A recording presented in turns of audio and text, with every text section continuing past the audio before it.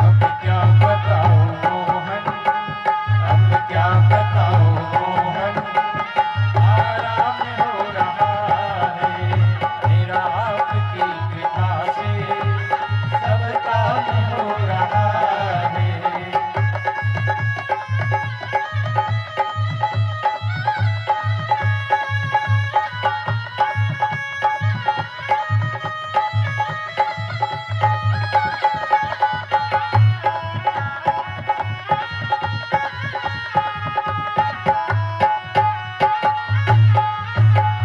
मेरी जिंदगी में तुम हो, किस बात की कमी है? मेरी जिंदगी में तुम हो, किस बात की कमी है? मुझे और अब किसी की परवाह भी नहीं है।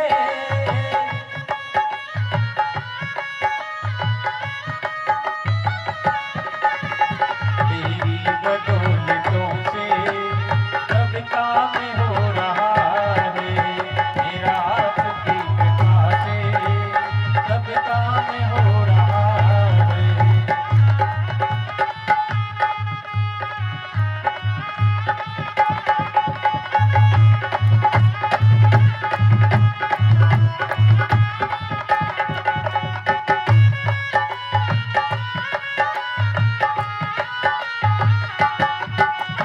दुनिया में होंगे लाखों, तेरे जैसा कौन होगा?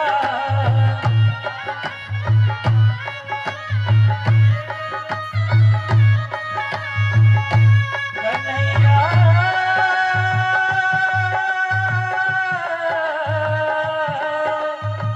मेरे प्यारे,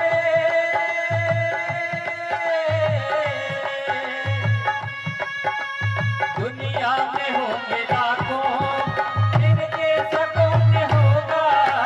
तुझ जैसा बंदा परवर अब ऐसा कौन होगा? आमा है तेरा दामन, आमा है तेरा दामन, आराम हो रहा है मेरा आपकी कृपा से, सब काम हो रहा है। करते हो तुम कन्हैया, करते हो तुम कन्हैया, मेरा नाम हो रहा है मेरा आपकी कृपा से, सब काम हो रहा है मेरा आपकी कृपा से, सब काम हो रहा है। बोल सामरिया सरकार की जय।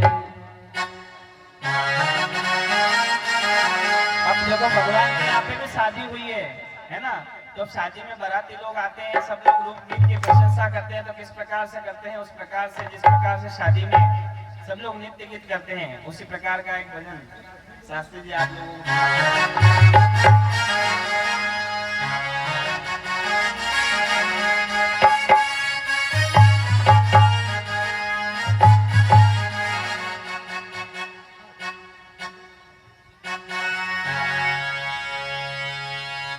सांवरिया सेठ दे दे, मंड प्यारा रे मालिक दे दे, वो थारे भरियो भंडार टोटो ना पड़े रे, थारे भरियो भंडार टोटो ना पड़े रे।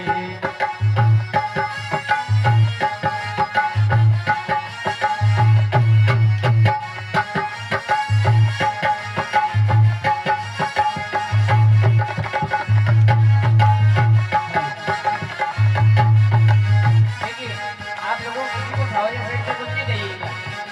तो सवारिया सेठ से मांगो ना, खड़े होके मांगो, दोनों हाथ से मांगो, खड़े हो जाइए आप जल्दी।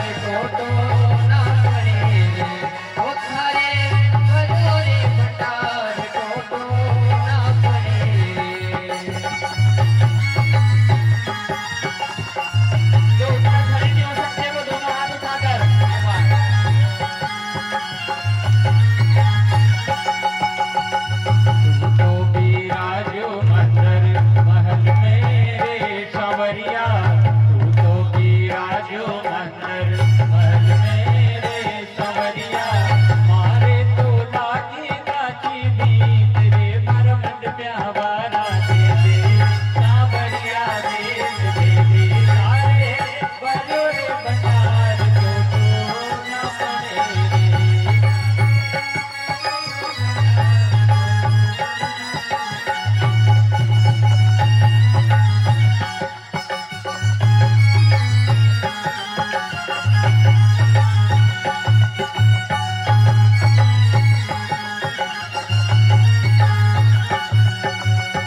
कटे तू जायो कटे उपड्यो रे सावरिया कटे तू जायो कटे उपड्यो रे सावरिया कुण ने लड़ाया तारा लाड रे मरमंड प्यावाला दे दे सावरिया दे दे सारे बल रे बजार तो ना पड़े रे उठारी भजो रे भंडार टोटो ना पड़े रे टोटो ना पड़े रे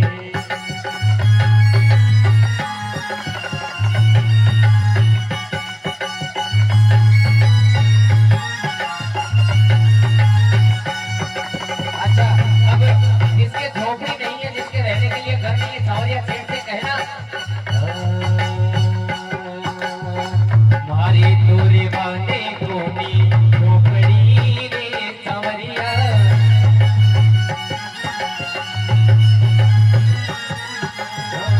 मारे तोरे बाने कोनी झोपड़ी रे सावरिया आप तोरे हो महला माय रे मत प्यारा मालिक दे दे सावरिया देख दे दे राधा रसिया दे दे मारे बजो रे भंडार टोटो ना पड़े ओ तारे बजो रे भंडार टोटो ना पड़े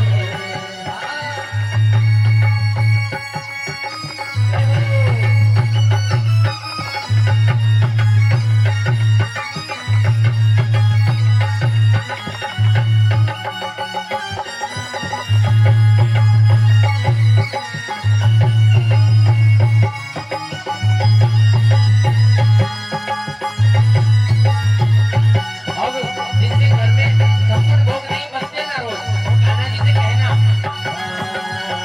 मारे तो खवाने कोनी हलड़ी रे कमरिया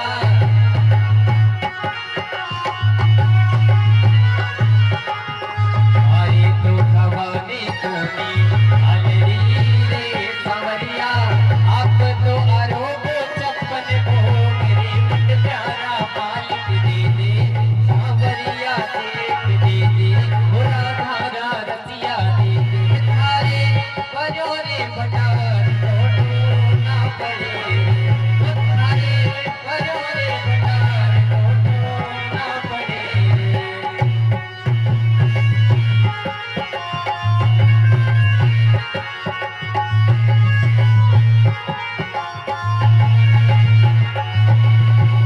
मथुरा जायो ने गोकुल उपड्यो रे सावरिया कटे ते जायो ने कटे उपड्यो रे सावरिया मथुरा जायो ने गोकुल उपड्यो रे सावरिया मथुरा जायो ने गोकुल उपड्यो रे सावरिया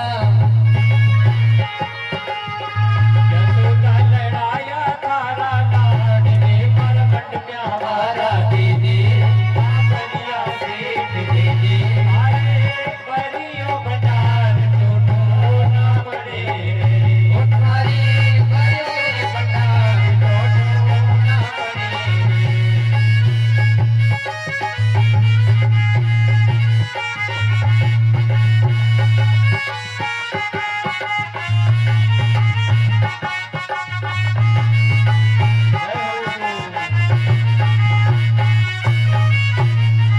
बोलो भक्तवत्सल भगवान की जय। शास्त्री जी ने लोग कह रहे मेरे को कि अभी तो भगवान के एक ही शादी हुई ने एक ही लाड़ी आई ने उसमें बाराती लोग थक गए। ऐसा ही सूत जी महाराज से शौनकादि 81,000 ऋषिगण पूछते हैं और परीक्षित जी महाराज सुखदेव जी महाराज से पूछने के महाराज आपने तो अभी एक ही विवाह के बारे में बताया, हमने तो सुना भगवान के 16,000 में 108 विवाह हुए थे, ये 16,107 विवाह कब कराओगे? आज 6वां दिन तो समाप्त हो गया, 7वां दिन ये भी आधा हो गया कि बाकी के विवाह कब होंगे? कि अगली कथा में अगले बाकी के विवाह के 12 दिन तो थक गए सब लोग हैं? तो सुखदेव जी महाराज बताते हैं कि देखो आप लोगों ने मुझे पूछा है ना, तो मैं बताता हूं। एक सत्राजित नाम का एक यदुवंशी था जो कि भगवान सूर्य नारायण का बड़ा तप करता था, है ना। जैसे आप लोग अभी किनको याद करेंगे, हे भगवान इंद्रदेव आ जाओ वर्षा करो, पर अच्छे से क्या नहीं कर रहे हो? भगवान को याद नहीं कर रहे हो, भगवान के भजन नहीं कर रहे हो, हैं? अच्छे से भजन करो तो हो सकता है अभी आ जाए पानी। आज दिन भर अच्छे से करो तो हो सकता है शाम तक गिर जाए, हमारी पूर्णाहुति हो इतनी बजे अच्छी तरह से पानी गिरने लग जाए। पर कब? जब आप लोग सब सच्चे मन से भगवान को याद करेंगे तब। आज ऐसे ही सत्राजित भगवान को याद किया करता था कि ओम सूर्याय नमः, ओम भास्कराय नमः,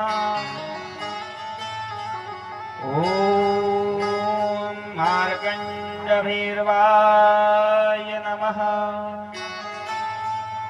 और आज भगवान सूर्य नारायण जब प्रसन्न हुए हैं तो आज उन्होंने प्रसन्न होकर एक श्यामंतक मणि उस सत्राजित को प्रदान करी है।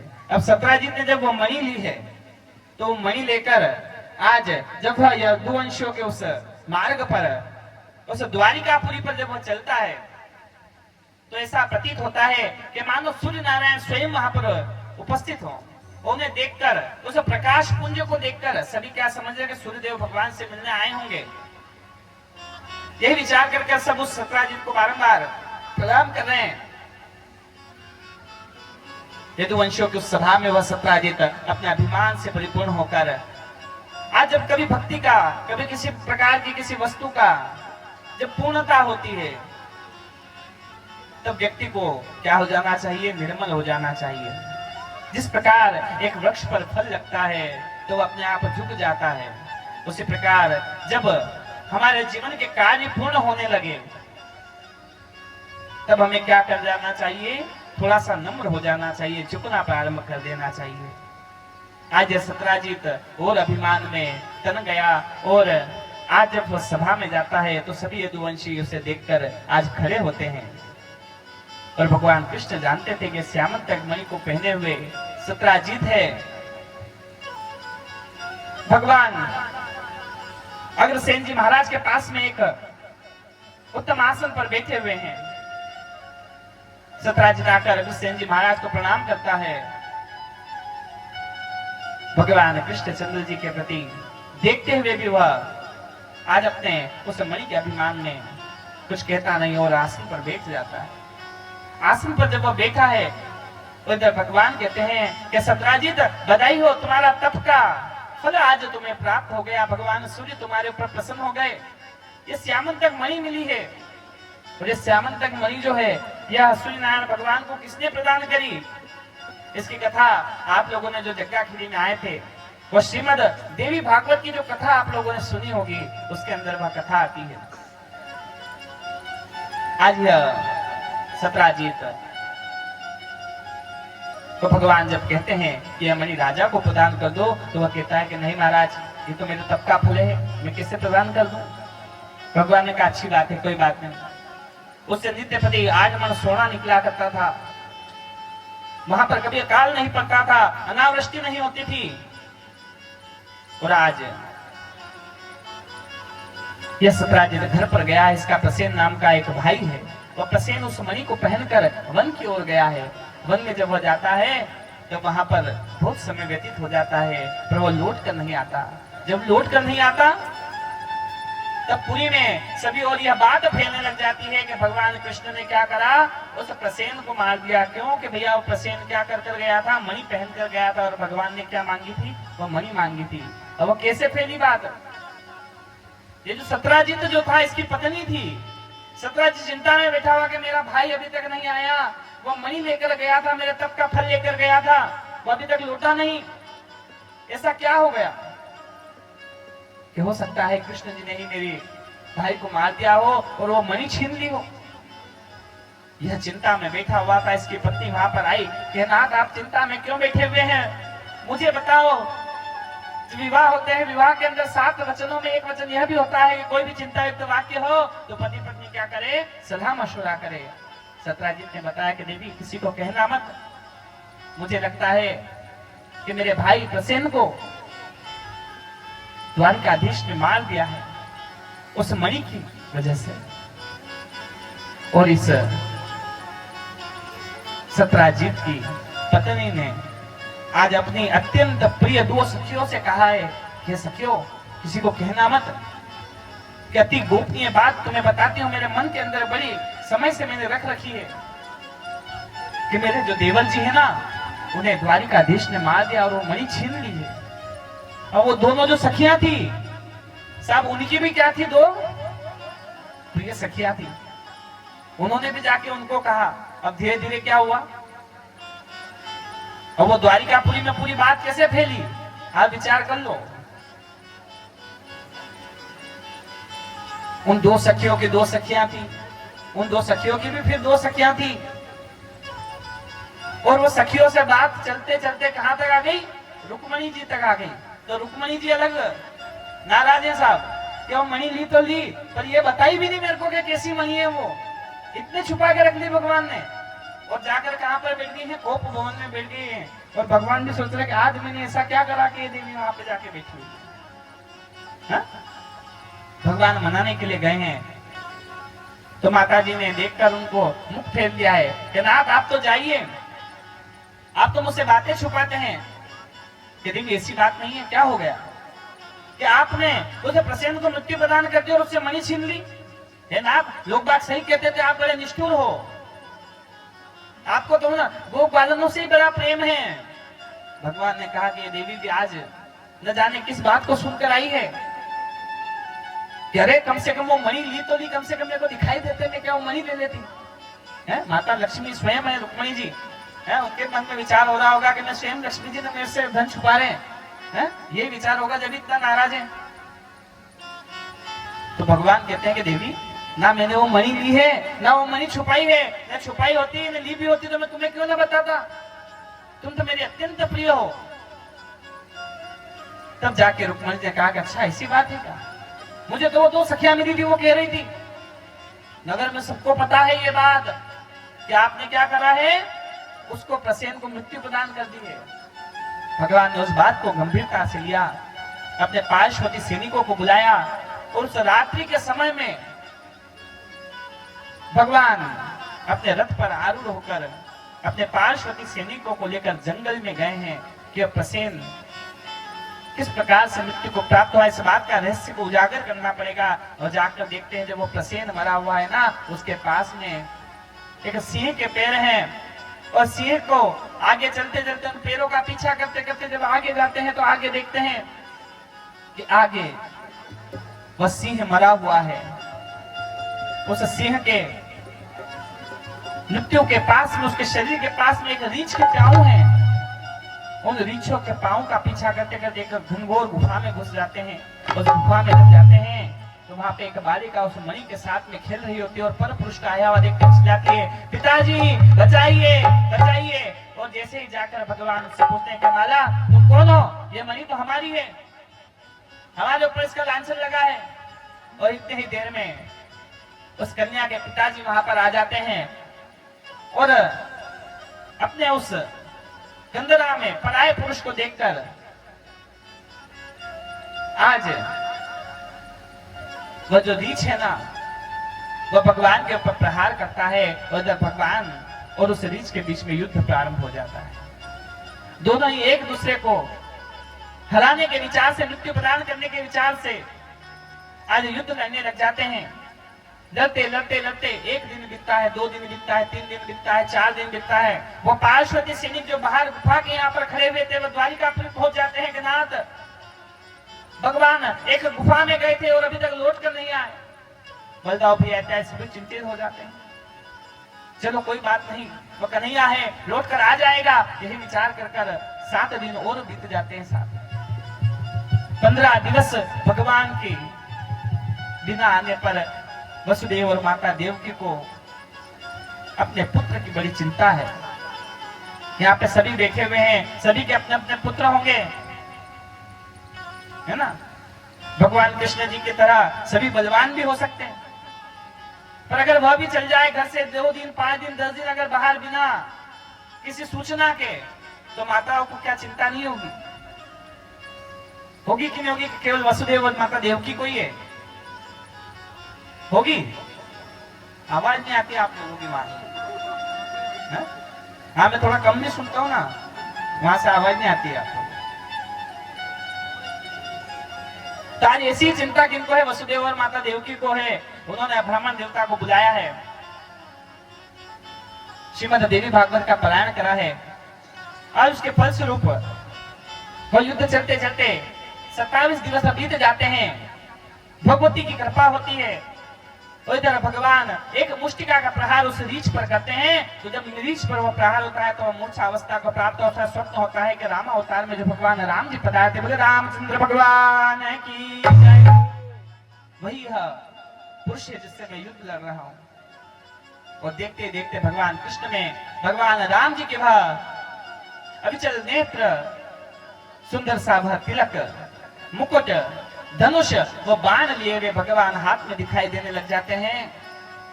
और वह रीच आज और कोई नहीं, जामवंत जी महाराज। बोले जामवंत जी महाराज की जय। तो उनके चरणों में पड़ जाते हैं, कहते हैं कि नाथ मुझे क्षमा करना। भगवान भी कहते हैं कि हे जामवंत जी, आपने ही मुझसे यह फल मांगा था, आपके मन में बड़ी लालसा थी ना कि मुझे भी युद्ध लड़ना है। तब भगवान ने रामावतार में यह आशीर्वाद प्रदान करा था कि मैं द्वापर में आऊंगा और तुम्हारे साथ में 2-2 हाथ करूंगा। तो आज यह 27 दिवस तक दोनों में युद्ध हुआ है। जामवंत जी ने अपनी कन्या जामवंती का विवाह उनके साथ में कराया है, और वह मणि उन्हें दहेज के रूप में प्रदान करी है। जामवंती जी को लेकर आज भगवान द्वारिकापुरी में आए हैं। तो सभी द्वारिका वासियों ने जामवंती जी का वह भगवान को आया हुआ देखकर बड़ा स्वागत करा है। बोले द्वारिकाधीश की जय। कोई 17 जी बारंबार लज्जित होते हुए कि मैंने झूठा इल्जाम भगवान पर लगा दिया। भगवान ने जाकर वह मणि उसे प्रदान करी कि सत्राजित, मैंने तुम्हारी मणि नहीं चुराई थी, तुम्हारे भाई को एक सिंह ने मार दिया था, सिंह को एक रीछ ने मार दिया, और वह मणि उसके पास में थी, यह मणि में लेकर आया हूं। उसने संधि करने के विचार से पहले अगर किसी प्रकार कोई विवाद हो जाता था तो संधि करने के लिए बहुत सी बार कन्याओं को प्रदान किया जाता था। तो आज अपने जमाता को बनाने के लिए कि मेरा वीर भाव यह भगवान कृष्ण जी भूल जाएं, इसलिए आज सत्राजित ने अपनी कन्या सत्यभामा का विवाह भगवान से कराया है। बोले भक्तवत्सल भगवान की जय। अब इस प्रकार से जब 2-2 विवाह हुए हैं और सभी ने भगवान की बारंबार जय जयकार करी है। एक बार भगवान इस कथा के बारे में बताते कि यह जो कथा है ना, ये जो भाद्रपद मास का शुक्ल पक्ष की जो चतुर्थी आने वाली है ना, अभी कौन सा महीना चल रहा है? भाद्रपद मास चल रहा है। इसके बाद जो चतुर्थी आएगी उससे कौन सी चतुर्थी कहते हैं? भगवान गणेश जी की जो चतुर्थी होती है, उस दिन का चंद्रमा जो दर्शन कर लेता है उसे क्या लगता है? लांछन का दोष लगता है। उसको अपने जीवन में बिना किसी कार्य का, जैसे भगवान कृष्ण पर लगा, उन्होंने क्या वो मणि नहीं चुराई थी, क्या कह दिया गया कि मणि उन्होंने चुराई है। माता रुक्मणी जी, यहाँ तक बलदाऊ भैया भी कहने लग गए थे, कह लाला तुमने वो समुद्र मंथन के समय पे कौस्तुभ भी तुमने रख ली, और तुम तो यूं तो बड़ा मुझे कहा करते हो कि मणि हे नाथ आपको दूंगा, हे बलदाऊ भैया आपको दूंगा। कि शेष जी के पास में मणि रहती है, और ये श्यामन तक मणि भी आपने अपने पास में रख ली, क्योंकि मणि का सबसे ज्यादा प्रेम किसको है? नाग देवता को है। तो यह जो कथा सुनता है उसे इस चतुर्थी के चंद्रमा का दर्शन करने का जो फल होता है ना, जो लांछन लगता है, वो इस कथा को सुनने से दूर हो जाता है। तो कभी कोई इसको दर्शन कर ले तो इस कथा को श्रवण करना चाहिए। अन्यथा आपके पास में अधिक धन हो, अधिक मायावान हो, तो क्या करना चाहिए? ब्राह्मण देवता को 1.25 किलो चांदी का चांद बनाकर 1.25 किलो चावल में रखकर, है ना, एक अश्व या फिर एक चंद्रमा के समान रूप वाली सफेद गौ के ऊपर वह स्थापित कर कर ब्राह्मण देवता को दान देना चाहिए, है ना। अगर ये कर सकते हो तो बहुत बढ़िया, कथा मत सुनना आप लोग, है ना, ये काम कर लेना। अगर इतना नहीं कर सकते हो तो इस कथा को श्रवण कर लेना। जो इस प्रकार की कथा श्रवण करता है वह दोष से पूर्ण हो जाता है, दोष उसके दूर हो जाते हैं। बोले भक्त वत्सल भगवान की जय।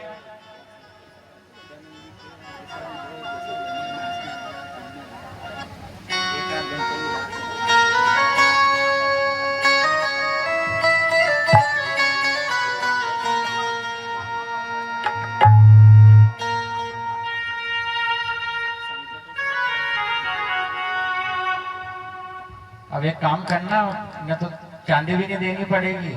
वो चंद्रमा का वो जिस दिन आए ना, उस दिन घूंघट निकाल के घूमते रहना दिन में, तो वो दिखेगा ही नहीं। घूंघटियो घूंघटियो ओ घूंघटियो आड़े आ गयो नी, घूंघटियो आड़े आ गयो नी, थाने देख को नी पाई बाबा श्याम, घूंघटियो आड़े आ गयो नी।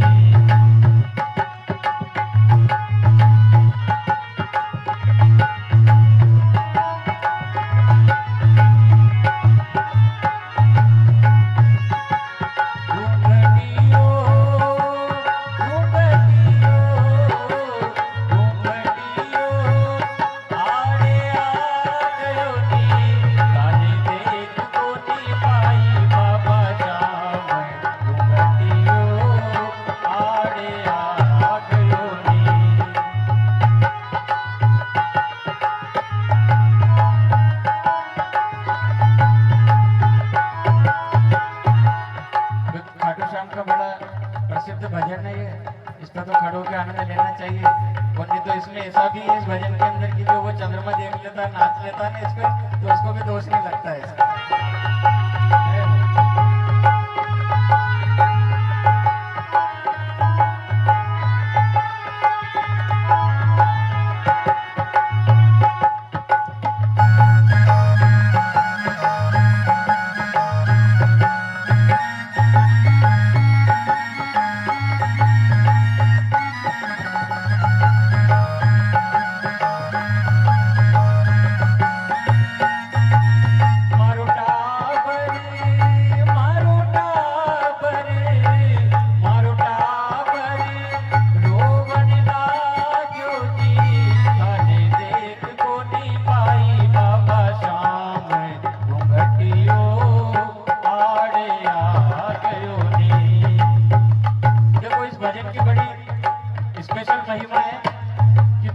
खाटू श्याम के दर्शन करने के लिए गई, तो उसको कितनी तकलीफ हुई भगवान के दर्शन में कि दर्शन करने लगी तो सासू जी भी साथ में थी, पतिदेव भी साथ में थे, तो घूंघट उसने निकाल रखा, तो घूंघट आड़े आ गया, दर्शन नहीं कर पाई।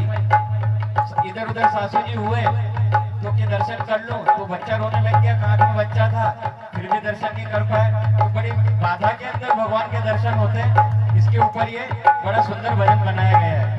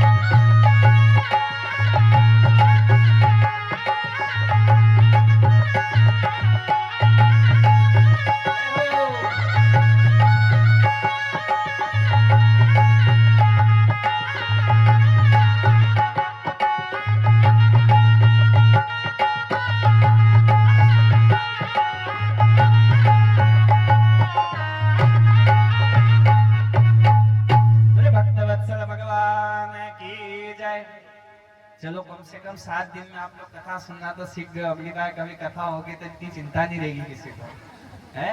बड़े भक्त वत्सल भगवान की जय। अब भगवान का एक और विवाह होता है कि भगवान सूर्य की पुत्री कालिंदी एक समय भगवान का तप कर रही होती है और भगवान एक समय अर्जुन के साथ में, अर्जुन का रथ चला रहे होते हैं, भगवान विराजमान होते हैं और अर्जुन आज उन्हें यमुना नदी के तट पर घुमाई रहे थे कि वहां पर कालिंदी जी को भगवान कृष्ण जी का तप करता हुआ देखकर अर्जुन बारंबार मुस्कुराते हुए भगवान के पास में आते। भगवान एक वटवृक्ष के स्थान पर आराम कर रहे होते हैं कि कन्हैया, हे द्वारकाधीश, आपका कोई एक कन्या नदी में बैठकर जल में तप कर रही है।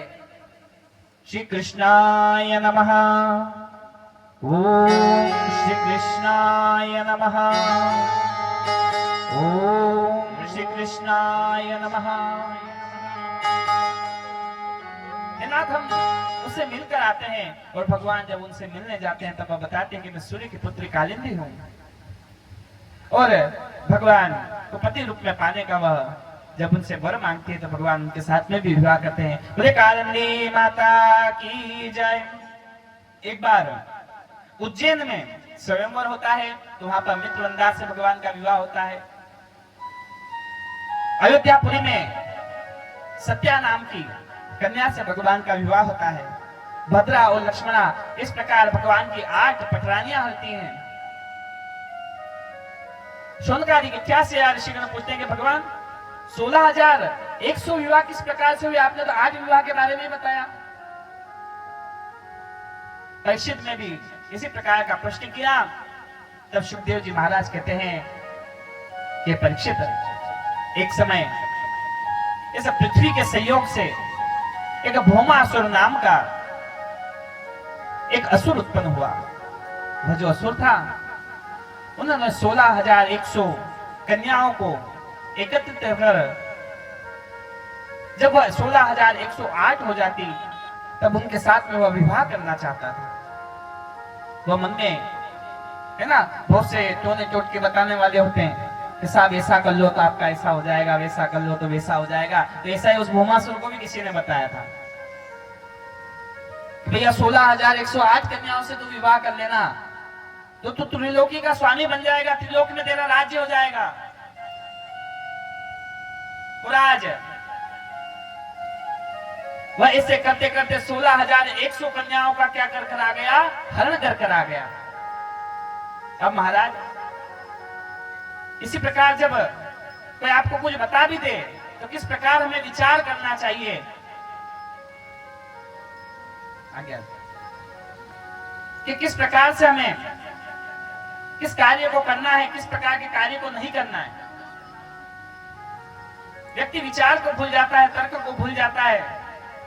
उसी प्रकार ये भौमासुर भी भूल गया और 16,100 कन्याओं के साथ में क्या करा? इसने दुराचरण करा, उनका हरण कर लेकर आया और 8 कन्याओं का और हरण कर लूं यह विचार कर यह अपने उस पुरी में बारंबार उन कन्याओं को कारावास में डालकर कन्याओं को विवाह करने के लिए, हरण करने के लिए अग्रसर घुमा करता था।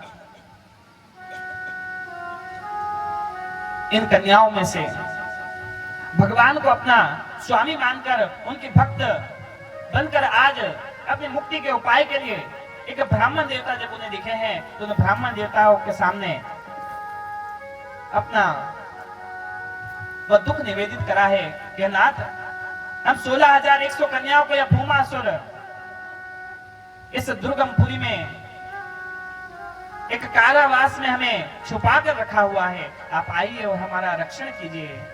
तब भगवान आज सत्यभामा जी को लेकर गए हैं और सत्यभामा जी को जब गरुड़ पर बिठाकर लेकर गए हैं तो इंद्र की सभा में गए हैं। इंद्र की सभा में जब गए हैं तो इंद्र भगवान को देखकर उनका आदर सत्कार करता है, वो अपनी वाटिका इत्यादि अपने वैभव को दिखाता है। किस प्रकार जब एक मेहमान हमारे यहाँ पर आता है ना, और हम उसे क्या दिखाते हैं? अपने घर की सभी प्रकार की वस्तुओं को बताते हैं, अपने वैभव को बताते हैं।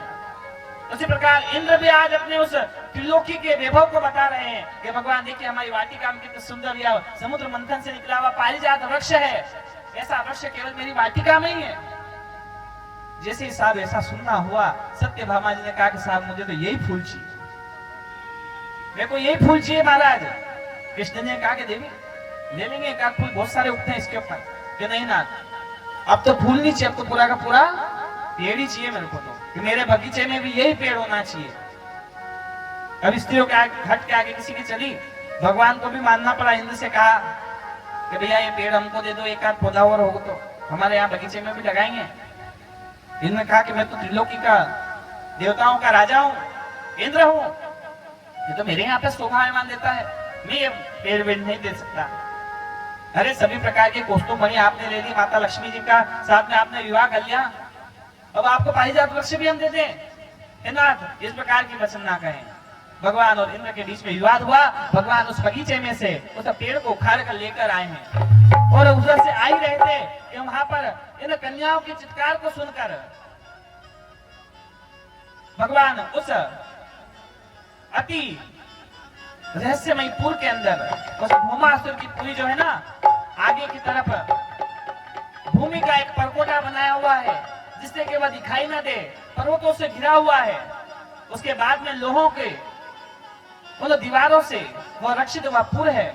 उसके अंदर की ओर रजत निर्मित पुरी है और उसके भी अंदर उसने सभी ओर से रक्षित अष्ट धातुओं से निर्मित एक परकोटा बनाया हुआ है। अपने आप को सभी ओर से अभेद्य कर उसकी पुरी का केवल एक मार्ग है, वह भी अथाह अंधेरे से भरा हुआ है। आज गरुड़ जी महाराज जो उस मार्ग की ओर अग्रसर होते हैं, भगवान अपने सुदर्शन को आज्ञा करते हैं। सुदर्शन जी प्रकाश करते हुए वहां पर उस पुरी के समीप में पहुंचते हैं और सुदर्शन जी सभी प्रकार के अवरोधों को काटते हुए आज जब आगे की ओर बढ़ने लग जाते हैं और वहां पर एक अरि नाम का उस भौमासुर का सेनापति आता है, तो भगवान आज उसका अपने चक्र के द्वारा उन आरों के द्वारा वध कर देते हैं। तो भगवान का एक नाम पड़ता है, बोले मुरारी भगवान की जय। भगवान श्री कृष्ण मुरारी हो जाते हैं और आगे जब वो भौमासुर भगवान के ऊपर बाणों की वर्षा करने लग जाता है, तो भगवान आज अपने दोनों हाथों को बांधे हुए, जैसे कभी कभी हमारे शास्त्री जी नहीं बैठे होते हैं, इसी प्रकार वो बैठे भी होते हैं।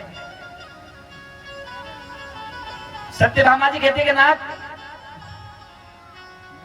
बाण चलाइए, ये भौमासुर हमें मृत्यु को प्रदान कर देगा। सत्यभामा जी कहती है, पर भगवान उस बात पे ध्यान नहीं देते। क्या चलो ठीक है, कोई बात नहीं। फिर भौमासुर एक बाण को चलाता है, तो बाण जाकर सीधे सत्यभामा जी के कान के पास में निकल के रथ में जाकर गड़ जाता है कि नाथ आज मृत्यु आप प्रदान कर देंगे क्या? अरे आप इंद्र लोग घुमा कर आए तो क्या आप स्वर्गवासी ही बना देंगे? स्वर्ग लोग घुमा के ले आए तो क्या ठीक है वहीं निवास करो, वहां के फूल आपको पसंद आ रहे तो। फिर भगवान से कहा है, भगवान ने फिर उस बात को अनसुनी कर दिया है और भगवान तीव्रता से गरुड़ जी को आगे के उस भौमासुर के समीप में लेकर जा रहे हैं और वह भौमासुर अपने धनुष पर 10 बाणों को धारण करता है कि भगवान के एक एक अंग पर सभी बाणों को चढ़ा दूंगा, भगवान मृत्यु को प्राप्त हो जाएंगे। और फिर वो बाणों को छोड़ने के लिए अग्रसर होता है और सत्यभामा जी कहते हैं कि नाथ आपसे अगर युद्ध न होता आप पीछे हटिए, मैं इसे मृत्यु प्रदान कर दूं।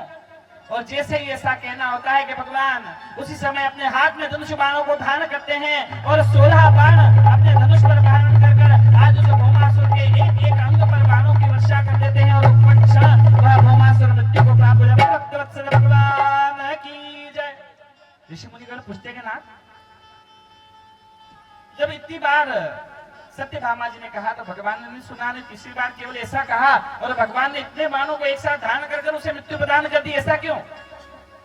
तब बताते हैं कि जो भौमासुर है ना, माता पृथ्वी को वरदान दिया था कि तेरा पुत्र बारंबार जब दुराचरण करेगा तब तुम ही कहोगी ना पृथ्वी, तभी मैं उसे क्या करूंगा, मृत्यु प्रदान करूंगा। और ये सत्यभामा जी जो है ना, ये पृथ्वी का ही अवतरण है।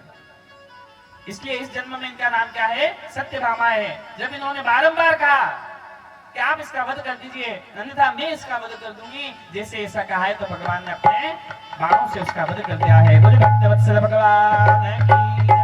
और भगवान ने उन 16,100 कन्याओं को उस कारावास से बाहर निकाला है।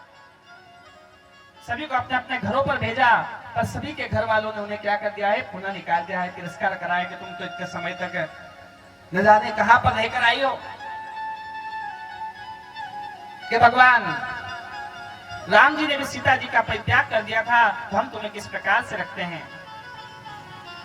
अपने पिता के, अपने भाइयों द्वारा वह तिरस्कृत 16,100 कन्याओं को जब कोई आश्रय नहीं मिला, तब भगवान ने उनका नाथ बनते हुए आज उन सभी के साथ में अलग अलग रूप धारण करा है और 16,100 कन्याओं के साथ में विवाह करा है। मुझे भक्तवत्सल भगवान की जय। आज इन सभी कन्याओं को लेकर जब भगवान द्वारिकापुरी में आए हैं तो भगवान का भव्य स्वागत हुआ है। सभी ने सुंदर पूर्वक भगवान का नृत्य गीत करा है और आज भगवान के 16,108 विवाह संपन्न हुए। आप सभी को बधाई हो।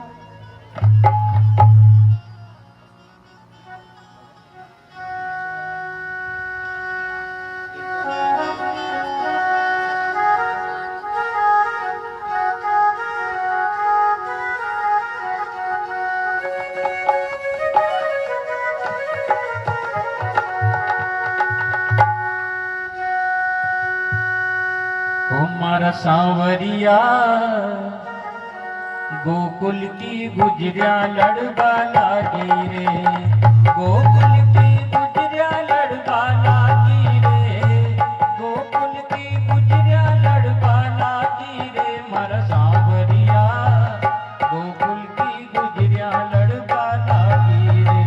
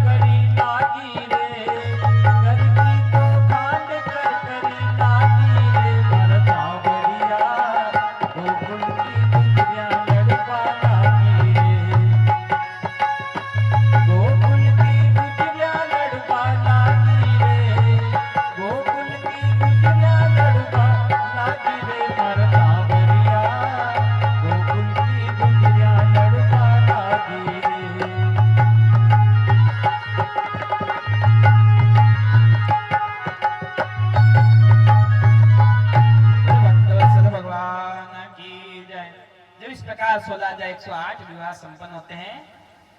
तो मुनिगण कहते हैं कि भगवान ने ही केवल विवाह करे कि उनके भी संतान वगैरह भी हुई कि नहीं हुई। तब बताते हैं कि नहीं, इनके 10-10 पुत्र और एक-एक कन्याएं उत्पन्न हुई। अब आप विचार कीजिए कितना बड़ा भगवान का परिवार था। बताते हैं कि लाखों शिक्षक भगवान के उस द्वारिकापुरी में पढ़ाने आया करते थे। और एक समय एक अनिरुद्ध नाम के प्रद्युम्न जी के पुत्र का और भगवान कृष्ण जी के पुत्र का एक उषा नाम की बाणासुर की कन्या से विवाह हुआ। उसके विषय में बताते हैं कि वहां पर वह जो उषा थी ना, ये अनिरुद्ध जी का क्या कर ले गई, हरण कर ले गई और अपने कक्ष में बंधक बनाकर रख लिया। 6 मास तक वह अपने कक्ष में रखती रही। उसके पिता को पता पड़ा, भगवान ने उसे वरदान दिया था कि हे बाणासुर, जब तुम्हारे पुरी में आ जाएगा ना, तो ये जो ध्वजा है वो ध्वजा जमीन पर गिर जाएगी। और जैसे ही अनिरुद्ध जी उस पुरी में आए हैं, तो वो ध्वजा आज जब नीचे गिरी है, तो वह बारंबार चिंतित रहता है। सभी दूर ढूंढने पर जब उसे उसका काल उसकी पुरी में मिल जाता है, तो वह बारंबार आज युद्ध के लिए अग्रसर होता है। और यही संदेश भगवान द्वारिकापुरी में भी पहुंच जाता है कि अनिरुद्ध व बाणासुर का युद्ध चल रहा है। भगवान अपनी सेना को लेकर वहां पर जाते हैं। आज प्रद्युम्न जी, भगवान कृष्ण जी, बलराम जी, सात्विके इत्यादि सभी महान योद्धा अपने हाथ में अस्त्र शस्त्र को लेकर उस बाणासुर के समीप में है। उस बाणासुर के कितने हाथ हैं? 1000 हाथ हैं। उस 1000 हाथ वाले उस बाणासुर से बारंबार युद्ध करते करते भगवान उसके सभी हाथों को काटने लग जाते हैं। और भगवान शंकर उस समय वहां पर उपस्थित हो जाते हैं। भगवान शंकर उपस्थित होकर आज कार्तिकेय जी, गणेश जी, नंदी जी सभी बारंबार युद्ध करने लग जाते हैं।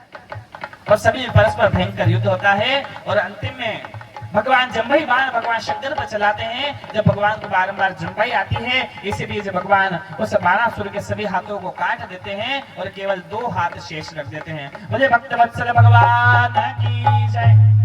और यह भी किस कारण? जब ये इस बाणासुर को अपने ही बाहुबल पर अभिमान हो गया था, तब भगवान ने क्या करा था? इसे श्राप दिया था कि जा, तेरे ये आशीर्वाद स्वरूप जो यह इतनी भुजाएं प्राप्त हुई ना, एक दिन यह सभी कट जाएगी। अगर कभी किसी संत का, किसी देवता का आशीर्वाद मिले, तो उसे व्यर्थ में नहीं गंवाना चाहिए, उस पर अभिमान नहीं करना चाहिए। आज इसे अभिमान हुआ तो इसके हाथ सभी जाते रहे और वह केवल 2 हाथ ही शेष रह गए। अनिरुद्ध ने उषा के साथ में विवाह करा है और उनके जो सखी थी ना, इसे इस प्रकार का वरदान प्राप्त था। इस त्रिलोकी में जितने भी जीव है ना, उन सभी का यह चित्रण बना सकती थी, सभी के कुल के बारे में यह जानकारी प्रदान कर सकती थी। आज के समय में भी साहब ऐसी टेक्नोलॉजी किसी के पास में नहीं होगी, है ना। गूगल इत्यादि करेंगे तो आप जो जानकारी आप उसके ऊपर डालेंगे वही मिलेगी।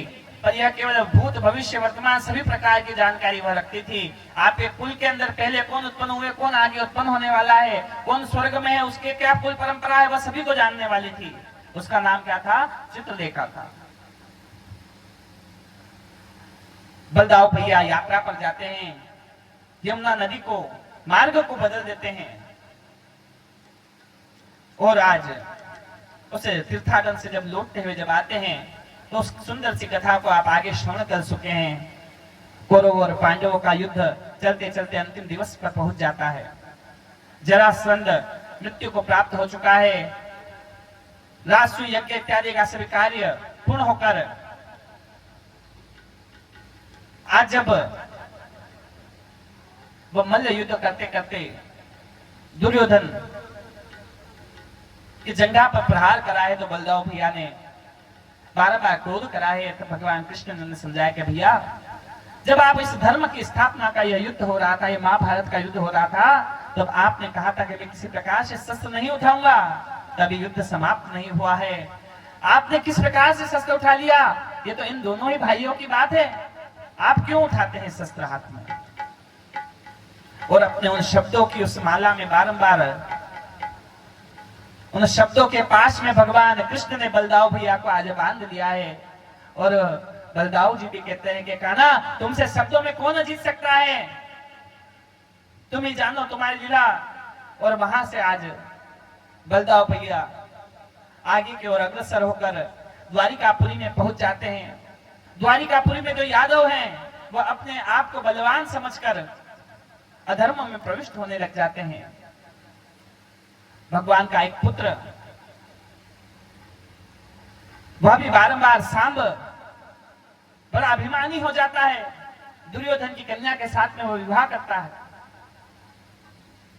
और एक दिन दुर्वासा ऋषि का, जब द्वारिका में एक वन में वह विचरण कर रहे थे, वहां पर आज यह सांब अपने पेट पर एक कढ़ाई को बांधकर अपने मित्रों के साथ में गर्भावस्थ महिला का यह नाटक करने लग जाता है कि देखकर आते हैं कि महाराज कितने सिद्ध हैं, कि हमारे गर्भ से क्या निकलेगा यह बता देंगे। और वह छुपाते हुए जब उनके पास में जाते हैं, और दुर्वासा ऋषि जो अपने क्रोध को त्याग कर सुवासा हो गए थे, आज उनके पास में जाकर वह अशुद्ध उच्चारण करते हैं कि महाराज मेरे गर्भ में क्या है आप बताइए। दुर्वासा ऋषि ध्यान द्वारा देखते हैं और देखते हैं कि यह तो भगवान कृष्ण जी का पुत्र है, और यह इस प्रकार से अशुद्ध उच्चारण कर रहा है, ब्राह्मणों का परिहास कर रहा है। वो क्रोध उत्पन्न हो जाता है, और क्रोध उत्पन्न होकर आज कहते हैं कि जा तेरे इस गर्भ से मूसल उत्पन्न होगा, वह मूसल तुम्हारा काल बनेगा।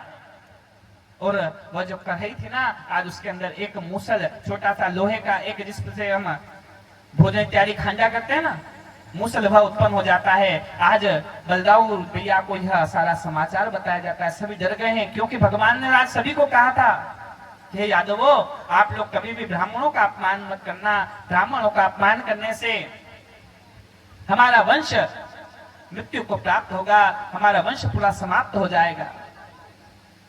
आज उस ब्राह्मण देवता के अपमान के कारण वह मूसल उनके गर्भ में, उसके पेट पर वह चिपका हुआ मिला है। आज उसे निकाल कर सबने रितवाया है, उसे लोहार के पास में उसे पूरा घिसवा दिया गया, और उसका पानी सारा समुद्र में फेंक दिया गया।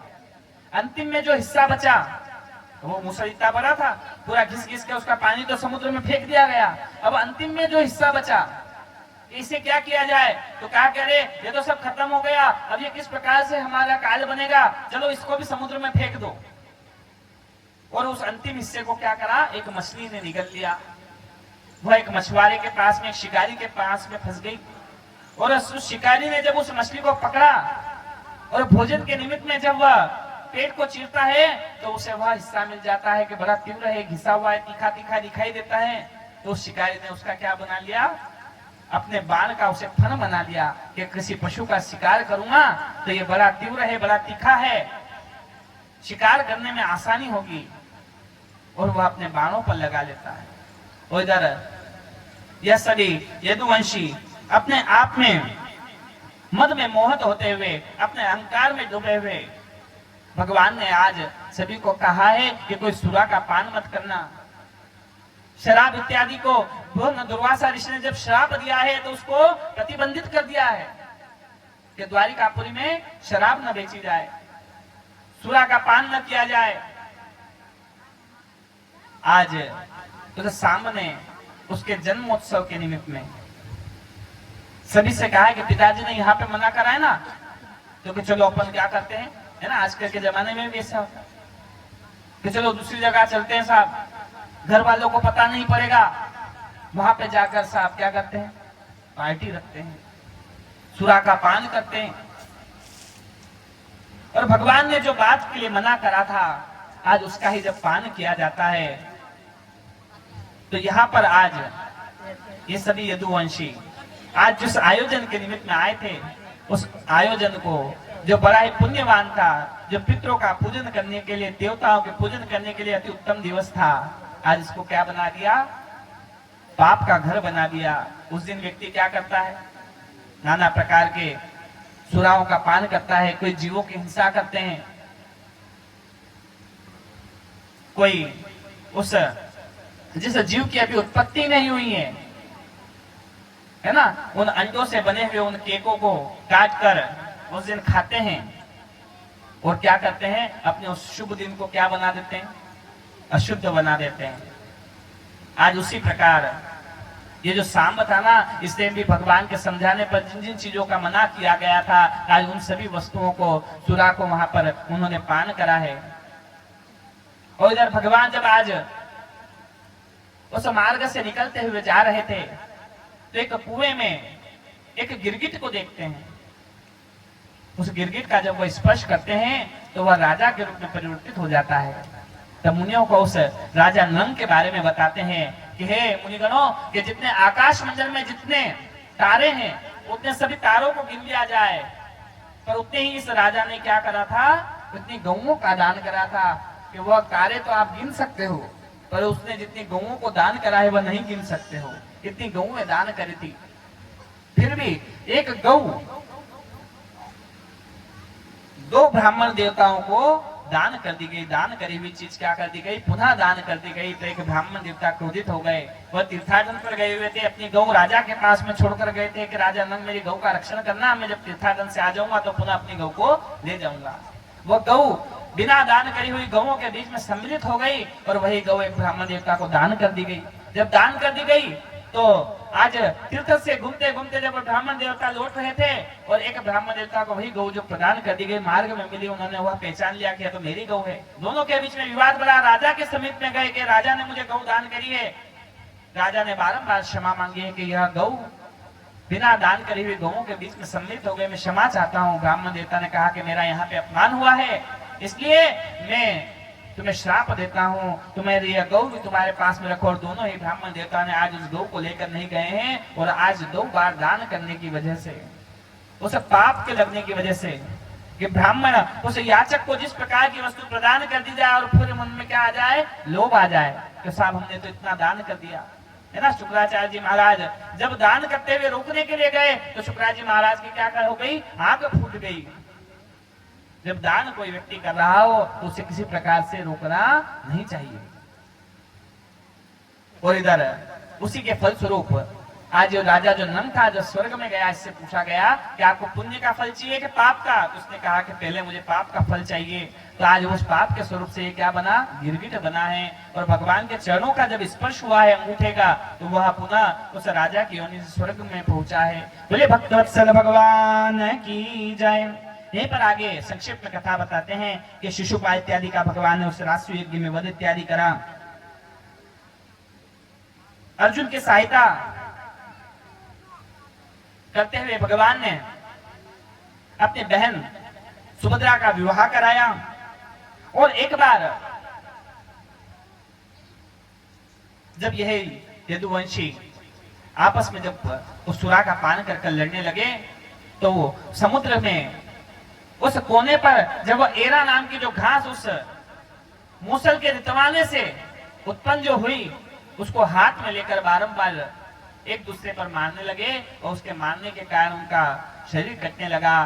वह भगवान के धाम को जाने लगे और इस दृश्य को देखकर आज भगवान भी द्रवित हुए हैं और द्रवित होकर आज एक कवटवृक्ष के स्थान पर आज लेट गए हैं। आगे कथा आप लोग जानते हैं, पूर्व में हम इसे सुन चुके हैं। और भगवान अपने गोलोक धाम पर जाते हैं। उद्धव जी महाराज को गोलोक जाने का, वह धाम को जाने का वह संदेशा प्रदान करते हैं और उन्हें कहते हैं कि आप जाइए और विदुर जी से कहना कि वो मैत्रेय ऋषि से जाकर अपनी सभी चर्चा करें। और आज उद्धव जी भी उन्हीं सभी बातों को याद करते हुए कि भगवान ने उन्हें किस प्रकार से मथुरा से वृंदावन जाने पर उस प्रेम का ज्ञान दिया था, आज उसी के बारे में बताते हैं। यह उद्धव, यह प्रेम की बात जो है ना, वह केवल प्रेम वाले ही समझ सकते हैं और कोई नहीं समझ सकता है। ये तो प्रेम की बात है उद्धव।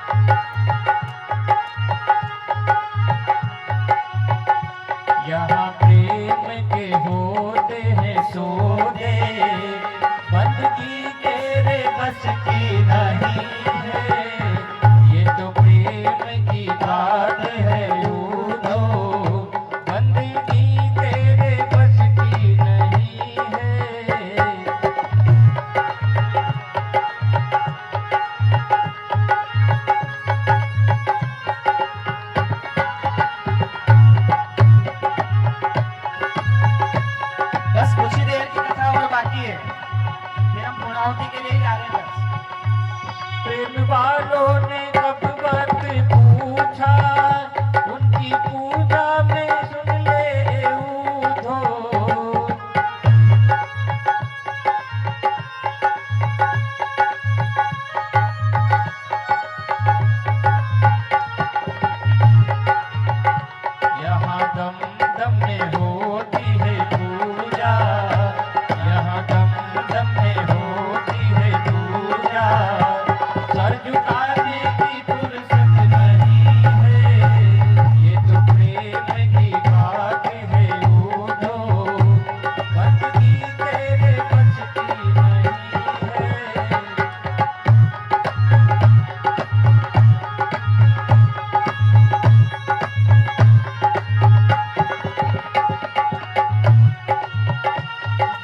असल में है मस्ती में डूबे, उन्हें क्या परवाह जिंदगी की।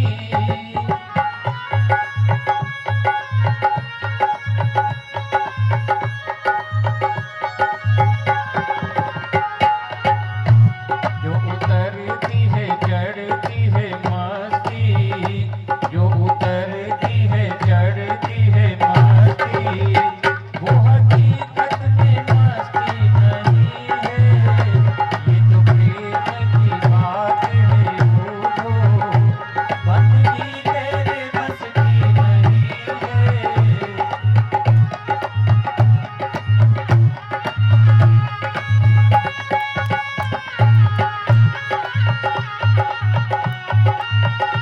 जिसकी नजरों में है शाम प्यारे, वो तो रहते हैं जग से न्यारे।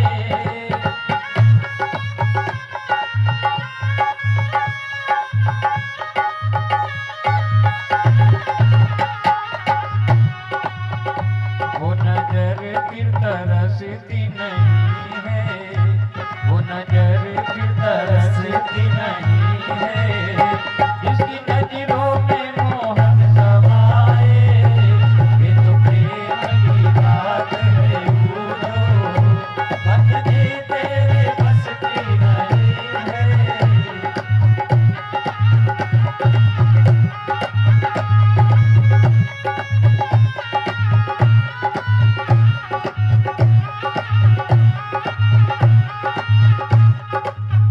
बोले भक्तवत्सल भगवान की जय।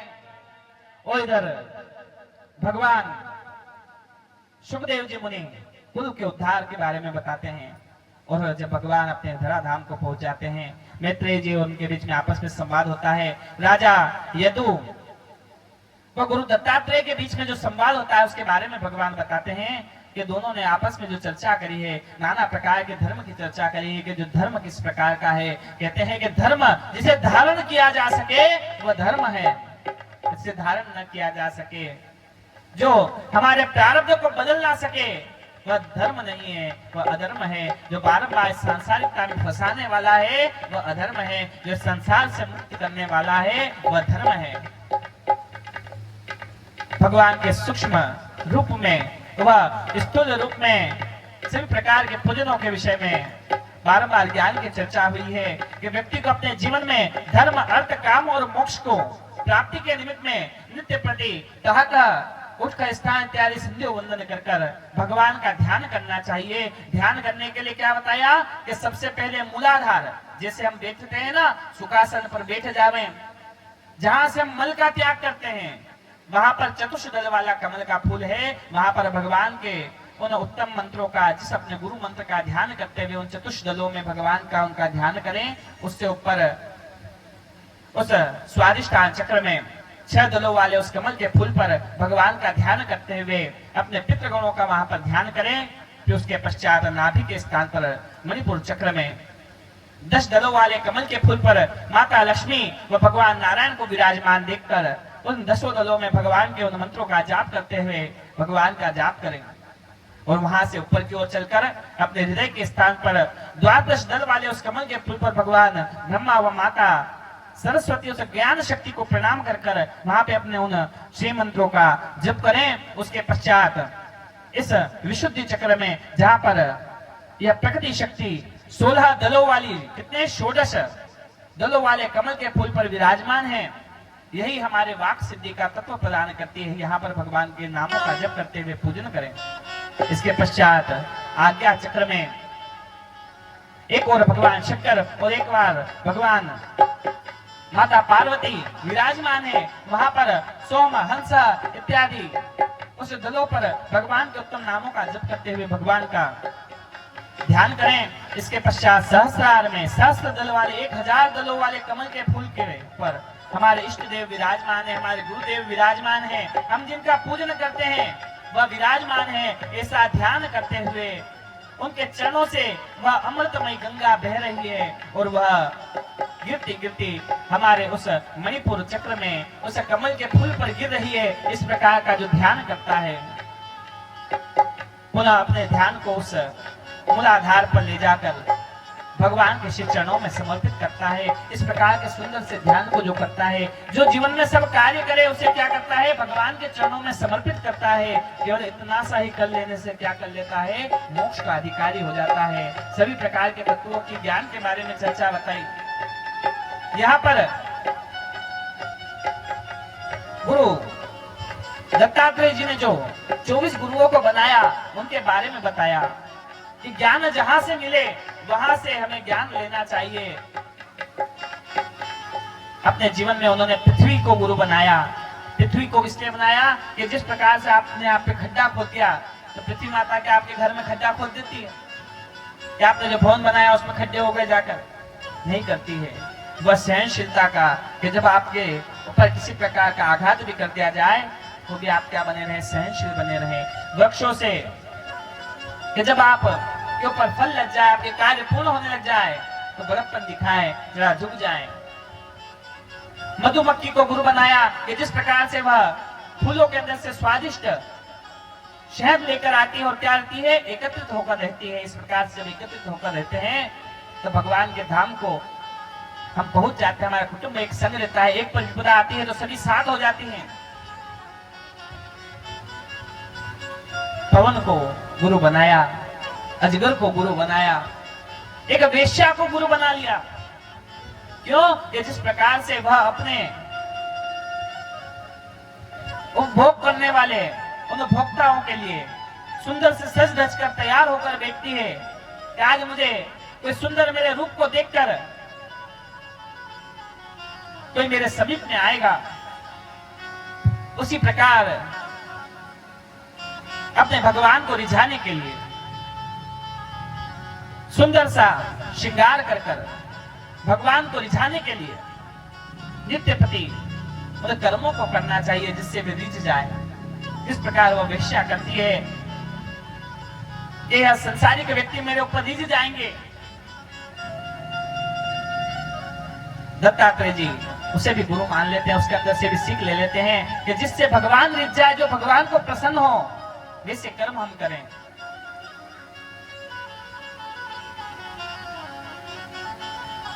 जहां जहां से ज्ञान मिले, गुरु की महत्ता को बताया और संसार के सबसे परम पद गुरु पद को उन्होंने प्राप्त कर लिया। सुखदेव जी महाराज परीक्षित को कहते हैं कि परीक्षित, ये मैंने तुम्हें भगवान श्री कृष्णचंद्र जी के वंश के बारे में मैंने तुम्हें बताया, इनके गोलोक गमन के बारे में बताया। जब ब्राह्मण का अपमान कर देते हैं तो इस प्रकार की यह दशा होती है, इसके निमित्त में बताया। भगवान सदैव अपने जीवन में कहा करते थे कि ब्राह्मण की, गौ की, संतों की सेवा करो, उनका रक्षण करो, माता पिता का आदर करो।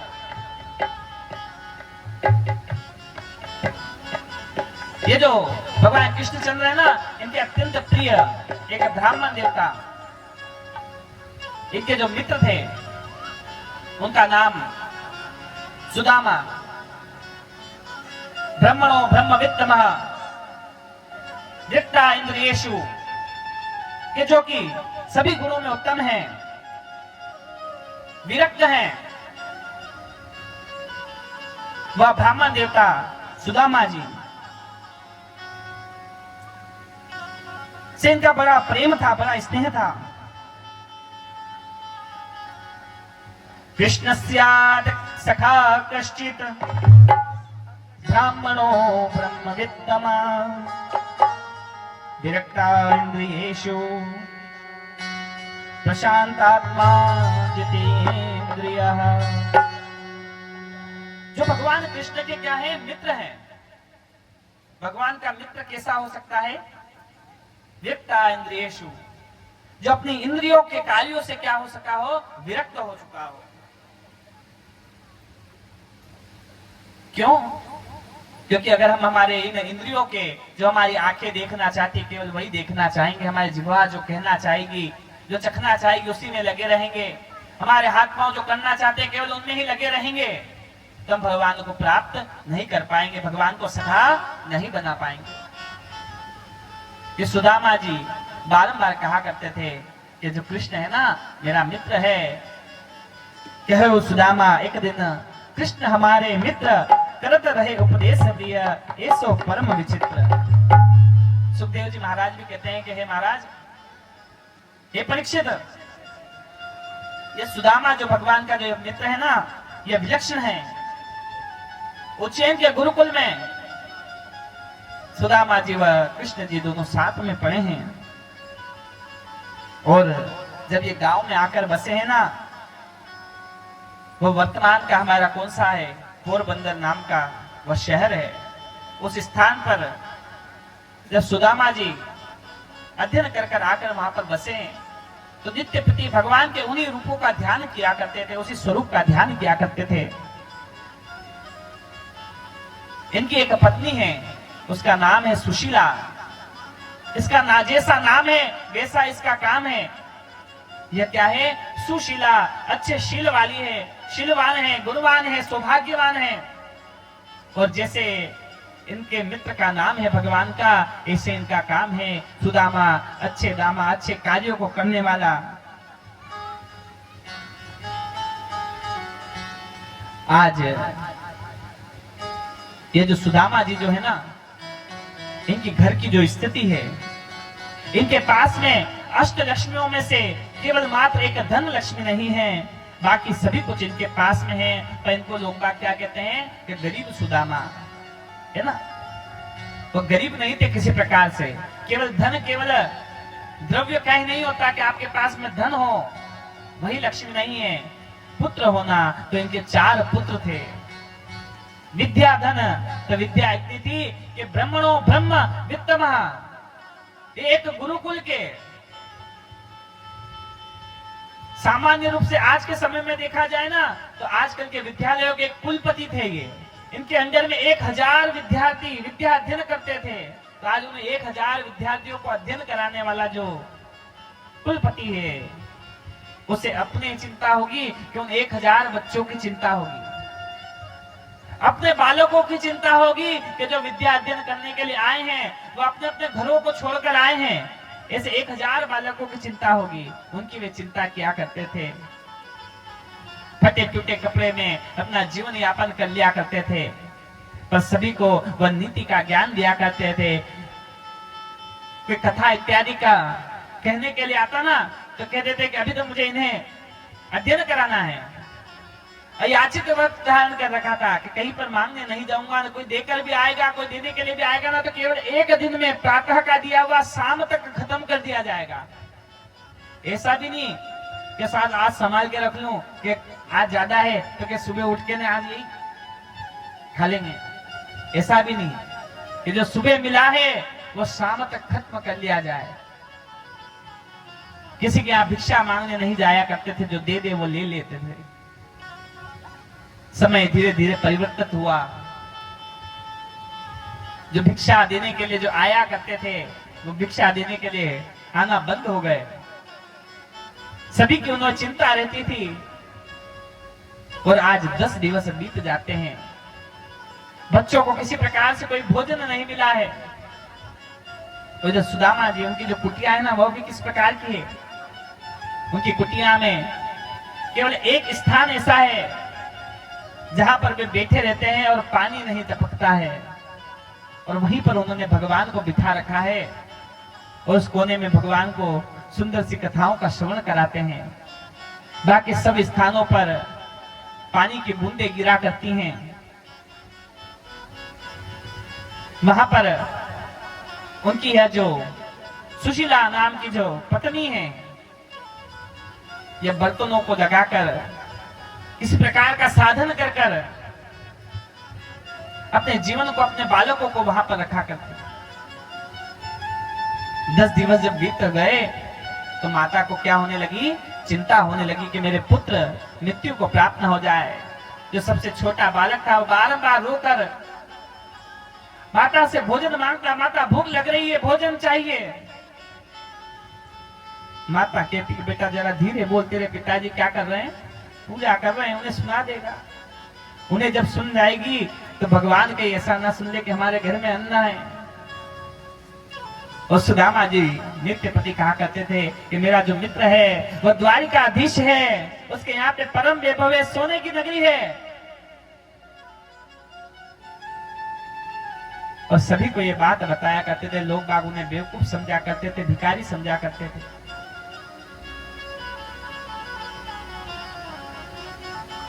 आज सुशीला से रहा नहीं गया। उन्होंने कहा कि नाथ, आपकी कभी अपने मित्र से मिलने की इच्छा नहीं होती? आइए मैं आपको आज एक कथा सुनाती हूँ। नित्यपति आप कथा सुनाते हैं ना, आज मैं सुनाती हूँ कि एक भगवान का एक मित्र था। उनके विद्यालय में उनके साथ में अध्ययन करा करता था और उसके 4 संतानें थी। बड़ा धर्मात्मा था, धर्म का आचरण किया करता था, पर बड़ा निष्ठुर था। अपने मित्र से कभी मिलने नहीं जाया करता था। केवल उसके नाम को कहा करता था कि हम लोग मिला करते थे, मेरा बड़ा प्रेम रखने वाला वह मित्र है। पर कभी उससे पूछे ना कि कब मिले थे मित्र से, तो कभी उस बारे में नहीं बताता है, चुप हो जाता है। अब उसके बाल सफेद होने आए हैं, पर फिर भी अपने मित्र को इन आंखों से देखने के लिए जो धुंधली हो चली है, जिनसे दिखाई देना कम पड़ गया है, न जाने कब भगवान की उसके ऊपर असीम कृपा हो जाए और जो थोड़ा बहुत दिख रहा है ना, वह भी दिखना भगवान बंद कर दे। ऐसी उसकी अवस्था है। पर कभी अपने मित्र से मिलने नहीं जाता है। हे नाथ, कैसा मित्र है वह? उसे मिलने जाना चाहिए कि नहीं जाना चाहिए? भाव में विभोर होते हुए सुदामा जी भी कह सके कि अरे कैसा निष्ठुर है, बिल्कुल जाना चाहिए देवी, बिल्कुल जाना चाहिए। तो सुशीला भी हंस पड़ी कि हे नाथ, मैं भी उसे बारंबार यही समझाती हूँ कि उसे भगवान से मिलने जाना चाहिए, पर वो नहीं जाता है। सुदामा जी के ज्ञान चक्षु खुल गए कि मैंने जो अयाचित व्रत ले रखा है वो तो संसार के लिए ले रखा है कि संसार के किसी घर पर जाकर मैं याचना नहीं करूंगा। वो तो द्वारिकाधीश है, जगत का नाथ है, जगदीश है, जगन्नाथ है। उसके घर जाने में किसा विचार करना, उसके यहाँ में किसी चीज को मांगने थोड़ी नहीं जाऊंगा। उससे तो मैं मिलने जा रहा हूं। और अपनी पत्नी की बात को मानकर आज सुदामा जी आज चलने के लिए, द्वारिकापुरी जाने के लिए आज तैयार हुए हैं। और जब तैयार हुए हैं तो सुशीला के आंखों में अश्रु की धारा बह चली। वह सोच रही है कि मैं कितनी पापनी हूं, मेरे पति के ऊपर न जाने कितने प्रकार की जवाबदारियां हैं। उसके वस्त्र फटे हुए हैं, अंग पर ओढ़ने के लिए अंगोछा भी नहीं है, खाने के लिए कुछ भोजन भी नहीं है, और मैं उसे द्वारिकापुरी जाने को कह रही हूं। दौड़ती हुई जाती है और आज पहली बार 5 घरों से भिक्षा मांगने के लिए गई है। और भिक्षा में भी उसे जो लोग बाग है ना, जब ऐसी स्थिति होती है तो साहब बहुत अच्छा अच्छा कहते हैं, बहुत अच्छा अच्छा दान देते हैं। और आज दान में क्या दिया? जब चावल को छान लेते हैं और उसके नीचे की जो चूरी होती है, वह एक चूरी 4 घर से मांग कर लाए तो एक मुट्ठी चूरी हुई है। उसे अपनी साड़ी को फटी हुई फाड़ कर, उस फटी हुई साड़ी में भी वह देख रही कि कहां पर छेद नहीं है जहां पर ये चावल डाले जाए, बांधे जाए, जिससे वह ढूल ना जाए। ऐसा बारंबार उसको लपेट कर आज उसे गांठ बांधकर वह गठिया आज सुदामा जी को दी कि सुदामा जी ये साथ में ले जाएगा। सुदामा जी ने दी कि देवी ये क्या देती हो तुम? ये तो बस आप दे देना, नाथ आपके पास में रख लीजिए। सुदामा जी भी जब आज कुटिया से बाहर चरण को रखा है तो आज भगवान सूर्य से वो प्रार्थना करिए कि देव, हे सूर्यनारायण भगवान, आज आप मेरे पति के ऊपर जरा असीम कृपा करना, अपने इस ताप को आप कम कर देना, अन्यथा उनके खाने के ऊपर मैं आपको क्या बताऊं नाथ कि मुझे तो याद भी नहीं, मैंने तो पुत्रों को भी 10 दिन पहले भोजन कराया था। और आज न जाने कितने दिवस के बाद में ये कुछ चलने के लिए अग्रसर हुए हैं। द्वारिकापुरी भी दूर है, और आज सूर्य भगवान ने भी उस पतिव्रता नारी की आज बात को सुना है, अपने आप को बादलों से ढक लिया है। सुदामा जी आगे बढ़ने लग जाते हैं, अपनी पुरी को जैसे ही पार करते हैं, कुछ लोग उन्हें भिखारी समझकर पत्थर मारते हैं कि हे बाबा उठ जा, यहाँ पे मत बैठ, आगे की ओर चल। पाँव में कांटे चुभ रहे हैं, पत्थर कंकर लग रहे हैं, मध्याह्न का समय है, गर्मी बहुत लग रही है, कभी बाहर निकलते नहीं है। तो आज उन्हें वह ताप के बारे में पता पड़ रहा है कि सूर्य का कैसा ताप है। सूर्यदेव बारंबार अपने एक अंश से कि मेरा संपूर्ण तेज अगर मैं दिखा दूं तो सुदामा जी अभी मृत्यु को प्राप्त हो जाए, अपने तेज को बारंबार बादलों से ढकते हुए, पर वे भी प्रकृति के नियमों से बंधे हुए हैं। सुदामा जी कुछ थकान होने पर मध्याह्न में एक वटवृक्ष के यहाँ पर अपने सिरहाने का पत्थर को रखकर आज कुछ देर वहां पर लेटते हैं और वहां पर लेटे हैं, और उसी समय उनके थकान के कारण निद्रा लग जाती है। मंद मंद हवा चल रही है। भगवान ने आज अपने मित्र को अपने समीप में आया हुआ जानकर आज गरुड़ जी महाराज से कहा कि गरुड़ जी, मेरा एक मित्र बड़ा भोला है, मुझसे बड़ा प्रेम करता है, वो मुझसे मिलने के लिए आ रहा है, आप जाइए। वह बड़ा ही निष्ठावान है, अगर उसे पता पड़ गया कि आप उसे लेने के लिए आ रहे हैं तो वो वहीं से लौट जाएगा।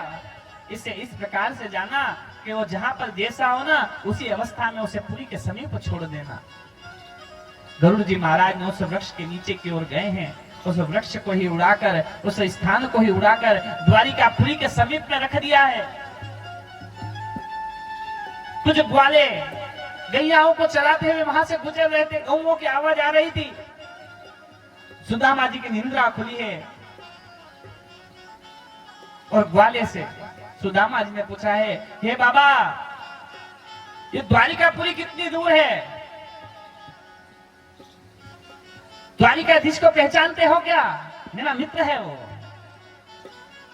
और जैसे कहा है कि मेरा मित्र है वो ग्वाला भी हंसने लग गया, कह रहे बाबा तुम्हारी अवस्था तो देखो, तुम्हारी धोती फटी है, अंगोछा है नहीं, और कहते हो कि द्वारिकाधीश तुम्हारे मित्र हैं, बड़ा अच्छा उपवास कर लेते हो। उस ग्वाले के साथ साथ में सुदामा जी चलने लग जाते हैं और वह कहता है, कह रहे तुम्हें पता नहीं, हे ब्राह्मण देवता, ये जो चमचमाती हुई जो नगरी दिखाई दे रही है ना, यही द्वारिकापुरी है। सुदामा जी भी चकित हो जाते हैं कि ये द्वारिकापुरी है। अरे अभी तो कुछ ही देर पहले तो मैं चला था, घर से ही निकला था, लोग तो कहते हैं कि भूत दूर है, भूत समय लगता है, दिनों लग जाते हैं। मैं तो सुबह चला और अभी आगे इतनी पास में ये दूरी। अगर ऐसा पता होता तो मैं रोज द्वारकाधीश के दर्शन करने के लिए जाता। और आज चलते चलते उस द्वारिकापुरी के प्रथम द्वार पर पहुंचे हैं। जो प्रथम द्वार जो है वह सोने के परकोटों से बना हुआ, कमल की आकृति से बना हुआ वो परकोटा है। उसके ऊपर जिस प्रकार से वृक्षों की आकृति है, ऐसी आकृति उसके ऊपर बनाई गई है दीवार पर। अंदर प्रवेश करते हैं तो एक और परकोटा आता है। उस परकोटे के ऊपर नाना प्रकार के, जिस प्रकार की लताएं होती है, पुष्प होते हैं, ऐसी कलाकृति बना रखी है। और अंदर की ओर जब प्रवेश करते हैं तो हीरा ज्वारात नवरत्न से जड़ी हुई परकोटा बना हुआ है। और जिस प्रकार से कमल का फूल होता है, कमल का फूल देखा होगा आपने, उसके अंदर बाहर की ओर एक पत्तियों की एक रेखा बनी हुई होती है, उसके अंदर एक और रेखाएं बनी होती है। अंदर जाते जाते जाते जहाँ पे मध्यम में जहाँ पे कमल गट्टा होता है, उसका बीज होता है, उस स्थान पर भगवान का सुंदर सा भवन बना हुआ है। और उसके चारों ओर यदुवंशियों का वह भवन बने हुए हैं। और उन भवनों के मध्य में एक दिव्य स्थान पर भगवान के जो याचक हैं वो वहां पर खड़े हुआ करते थे। वहां से द्वारिकाधीश अपनी सभा में से उस स्थान को देख सकते थे कि कौन याचक वहां पर खड़ा हुआ है, किसे मेरी आवश्यकता है। भगवान वहां से देख लिया करते थे। और वहां पर द्वारपाल खड़े हुए हैं और सुदामा जी उन द्वारपालों के समीप में जाते हैं। और जैसे द्वारपालों के समीप में जाकर कहते हैं, कहनाथ मुझे द्वारिकाधीश से मिलना है, मैं उनका मित्र हूँ। हे द्वारपालो, जाओ और तुम अंदर जाकर कह दो।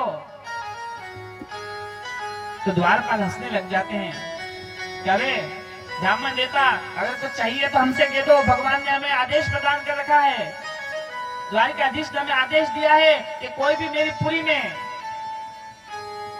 जो भी मांगने आए उसे वह प्रदान किया जाए, ब्राह्मण आए तो जो वो मांगे उससे अधिक प्रदान दिया जाए। आप बताइए आपको कितना धन चाहिए, हम प्रदान करते हैं। उन्होंने कहा कि मैं किसी प्रकार से धन लेने नहीं आया हूँ, मैं कहीं पे याचना करने नहीं जाता हूँ, मैं तो मेरे मित्र से मिलने आया हूँ। मन मन में कहने लग गए, ये लोग सब मुझे भिखारी ही समझते हैं, याचक ही समझते हैं। अरे इन्हें क्या पता, मैं कहीं पर मांगने नहीं जाता हूँ, मैंने अयाचित व्रत ले रखा है। और आज द्वारपाल बार-बार उनके ऊपर हंसते हैं। तब सुदामा जी कहते हैं कि एक बात कहूं कि बस एक बार जाकर कह दो, अगर वह नहीं आते हैं ना तो मैं लौट जाऊंगा। द्वारपाल ने कहा है कि नाथ बड़े व्यस्त हैं, तो बार-बार हटकर कहना तो मैं जाकर कहता हूं। द्वारपाल भगवान की बड़ा भक्त था और जाकर कहता है कि भगवान कोई बाहर ब्राह्मण आया है, बड़ा जिद्दी मालूम पड़ता है, कहता है कि आपका मित्र है। ब्राह्मण देवता का जैसे ही अब नाम सुना है आज भगवान कि उसका नाम क्या है, कि नाम है भगवान सुदामा। आज जैसे ही सुदामा नाम सुना तो सुदामा नाम सुनते ही भगवान आज अपने सिंहासन से कूद पड़े हैं। मुकुट कहीं और गिरा है, मालाएं टूट गई है, पीताम्बर कहीं और गिरा है और दौड़ते हुए भगवान द्वार की ओर जाने लगे। जैसे माता रुक्मिणी द्वारपाल को बड़ी डांट लगी है कि ऐसा कौन आया जिसे तुमने द्वार पर रोक रखा। और भगवान आज जैसे ही उसके समीप में जाते हैं बारंबार रोने लग जाते हैं।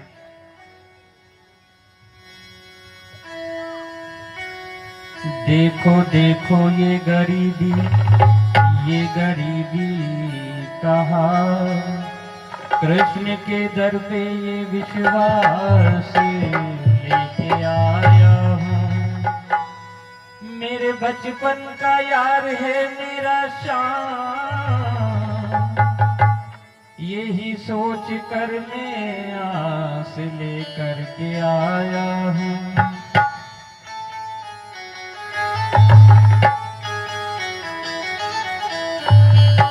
अरे द्वारपालों कन्हैया से कह दो, अरे द्वारपालों कन्हैया से कह दो कि दर पे सुदामा गरीब आ गया है, दर पे सुदामा गरीब आ गया है। भटकते भटकते न जाने कहाँ से, भटकते भटकते न जाने कहाँ से तुम्हारे महल के करीब आ गया है, तुम्हारे महल के करीब आ गया है।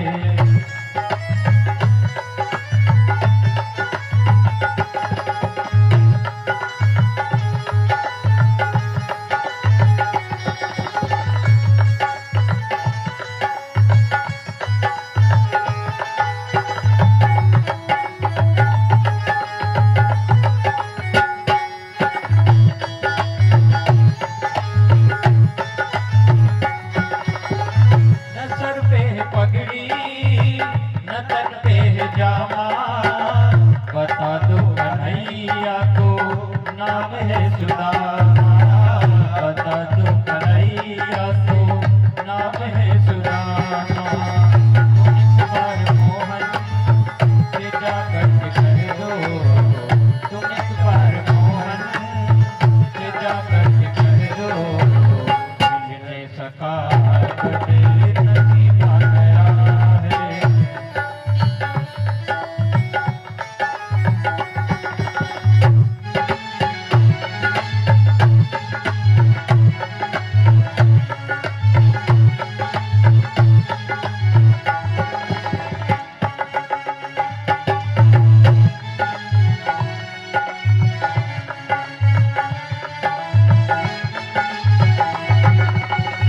सुनते ही दौड़े चले आए मोहन, सुनते ही दौड़े चले आए मोहन।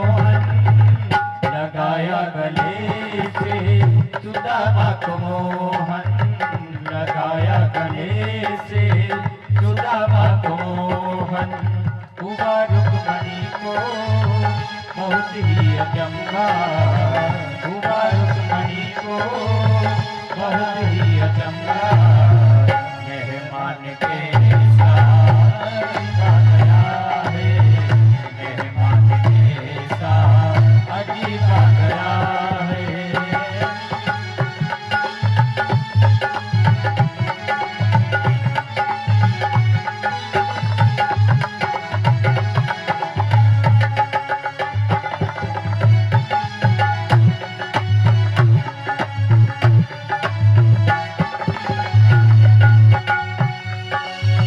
बराबर पे अपने सुदामा बिठाए, बराबर में अपने सुदामा बिठाए।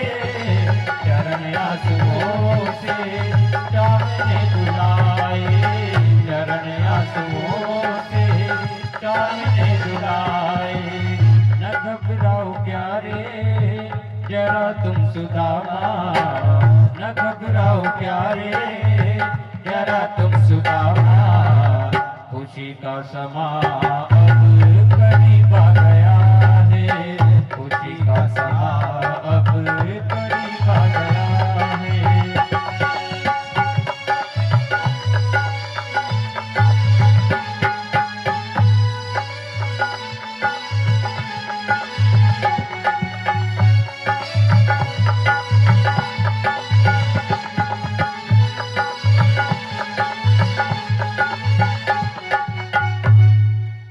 भक्तवत्सल भगवान की जय। और भगवान जैसे दौड़ते हुए सुदामा जी के समीप में जाते हैं और सुदामा जी के जो आलिंगन करा है, गले लगाया ना, तो उनके कमर पर जो उन हड्डियों को जब स्पर्श हुआ है ना, कि मेरा सखा इस प्रकार से इस दीनता को, इस दारिद्रता को देखकर इस प्रकार सुखा गया है कि हड्डियां बाहर आ गई है। भगवान के नेत्रों में वह जल आ जाता है, उन्हीं दिनों को याद करने लग जाते हैं कि सुदामा तूने उन चनों को न खाया होता तो यह पाप जो था ना, यह जो श्राप था, यह मुझे लग जाता। क्योंकि माता, जो गुरु माता थी ना, उन्होंने चने दिए थे, उन चनों को श्राप मिला हुआ था कि इन्हें जो खाएगा वह क्या हो जाएगा, गरीब हो जाएगा। और आज उन चनों को, उस बात को जानकर उस ब्रह्मवेता ब्राह्मण देवता इन सुदामा जी ने उन्हें खा लिया था कि जग का नाथ, ये जगदीश अगर यह श्रीहीन हो गया तो इस त्रिलोकी का क्या होगा। और आज भगवान उसी बात को याद करके, कितना कष्ट तुमने क्यों भुगता, मेरे समीप में पहले ही आ जाते, उस बात को याद करके आज भगवान की आंखों से अश्रु की धारा बह रही है। उन्हें अपने सिंहासन पर बिठाते हैं, अपने मुख से उनके पांवों में चुभे हुए कांटे को निकालते हैं। और आज माता लक्ष्मी जी की स्वरूपा माता रुक्मणी जी जल का लोटा लेकर सुदामा जी के पांव धुलाने के लिए, जल लेने के लिए जब जा रही है, और इधर जल लेकर आती, इतनी ही देर में भगवान ने अपने नेत्रों के जल से ही सुदामा जी के पांव को धो दिया है। देख सुदामा की दीन दशा, करुणा करके करुणा निधि रोए। पानी परात को हाथ छुयो नहीं, नैनन के जल सो पग धोए। और जब नैनों के जल से जो पग धोए हैं, और इधर रुक्मणी जी परात में उस जल को देखकर बारंबार अचंभित होती है कि जल का लोटा तो मैं लेकर आ रही हूँ, और भगवान ने अपने नेत्रों के आंसुओं से ही सुदामा जी के चरणों को धो दिया, सिंहासन पर बिठाया। और सुंदर से एक मखमल से शयन कक्ष में लेकर गए हैं। और जैसे ही सुदामा जी आज उसके ऊपर बैठे हैं, कुछ देर में उन्हें निंद्रा लग जाती है। निंद्रा लगते ही प्रातःकाल उठ के संध्या वंदन करते हैं। और आज जब उन्हें सभा में बिठाया है, तो आज सभी सुदामा जी का आशीर्वाद लेने के लिए आते हैं। तो आज सुदामा जी आशीर्वाद देने के लिए भगवान कृष्ण के आसन पर बैठे हुए हैं। आप लोगों तक आवाज आ रही, दीदी वहां तक आवाज आ रही है डॉक्टर साहब? तो वहां पर जब वो पहुंचते हैं, तो आज कृष्ण जी ने रुक्मणी जी धोग लगाते हैं। रुक्मणी जी के साथ में सत्यभामा जी, जामवंती जी, ऐसे करते करते सभी रानियों के साथ में भोग लगाते हैं भगवान। एक और तो भगवान खड़े हुए हैं और इधर रानियां आती है और रानियां बदलती जाती हैं और भोग देवाते जाते हैं। तो इधर सुदामा जी भी आशीर्वाद दे रहे हैं, पुत्रवान हो, पुत्रियावान हो। ऐसे आशीर्वाद देते देते क्या आशीर्वाद दे कि 10-10 पुत्रवान हो, एक एक पुत्रियावान हो। ऐसे करते करते आशीर्वाद देते देते हाथ थक जाता है उनका। कृष्ण जी को पूछते हैं कि भैया और, तो क्या अभी थोड़ी और है, और आते आते थोड़ी देर और हो जाती है, 100-200 और निकल गई। सुदामा जी फिर और पूछते हैं कि और क्या अभी तो और है। तो उन्होंने कहा कि देख वही दे पेलाज कतरी है, मुझ थाकी गयो अबे। तो क्या महाराज 16,108 है। तो कहा कि अच्छा तो एक काम करो, सभी को आगे खड़ा कर दो। और भगवान ने आज सभी रानियों को बोला है कि रानियों सभी आ जाओ, और 16,108 रानियां आई हैं। भगवान एक और खड़े हैं और सुदामा जी ने उन्हें आशीर्वाद दिया है कि सभी 10-10 पुत्रवान हो और पुत्रियावान हो। तो सभी के 10-10 पुत्र और एक एक क्या हुई हैं, पुत्रियां हुई हैं। बोले भक्तवत्सल भगवान की जय। और भगवान ने पूछा कि आपका भी विवाह होगा। तो सुदामा जी मुस्कुराने लगे कि हाँ, माता पिता ने हमारा भी विवाह कराया। तो भाभी जी ने आपको कुछ वस्तु तो अवश्य दी होगी। और जैसे ऐसा कहना हुआ और सुदामा जी जो अपनी खाक में उस पोटली को जो छुपाए हुए थे उसको छुपाने लगे, तो समझ गए भगवान भी कि यहीं पर छुपा के रखी हुई है, भाभी जी ने कुछ तो अवश्य अमूल्य वस्तु दी है। तो आज भगवान छीनते हुए उस पोटली को छीनने लगते हैं। तो इधर रुक्मणी जी भी सोचते हैं कि आज भगवान बड़ी लीला दिखा रहे हैं। पहले तो कभी रथ अपने आसन से कूदकर सारे वस्त्रों को बिखेरते हुए वहां दौड़ लगाते हैं, न आज न जाने 56 भोग घर में रखा हुआ, न जाने क्या लेकर आए ने, वो छुपाई हुई चीज को छीनने के पे लगे हुए हैं कि नहीं सुदामा जी, वह चीज मुझे दो, वो चीज मुझे दो। और वो पोटली हाथ में छीनकर जैसे ही एक हाथ में मुट्ठी भर के वो चावल आ गए, उनसे खाने लगते हैं। एक मुट्ठी खाते हैं, 2 मुट्ठी खाते हैं, और तीसरी मुट्ठी जैसे ही खाने लगते हैं तो रुक्मणी जी उनके हाथ को रोक लेती है कि महाराज स्वर्ग का राज्य आपने दे दिया, इस पृथ्वी का राज्य दे दिया।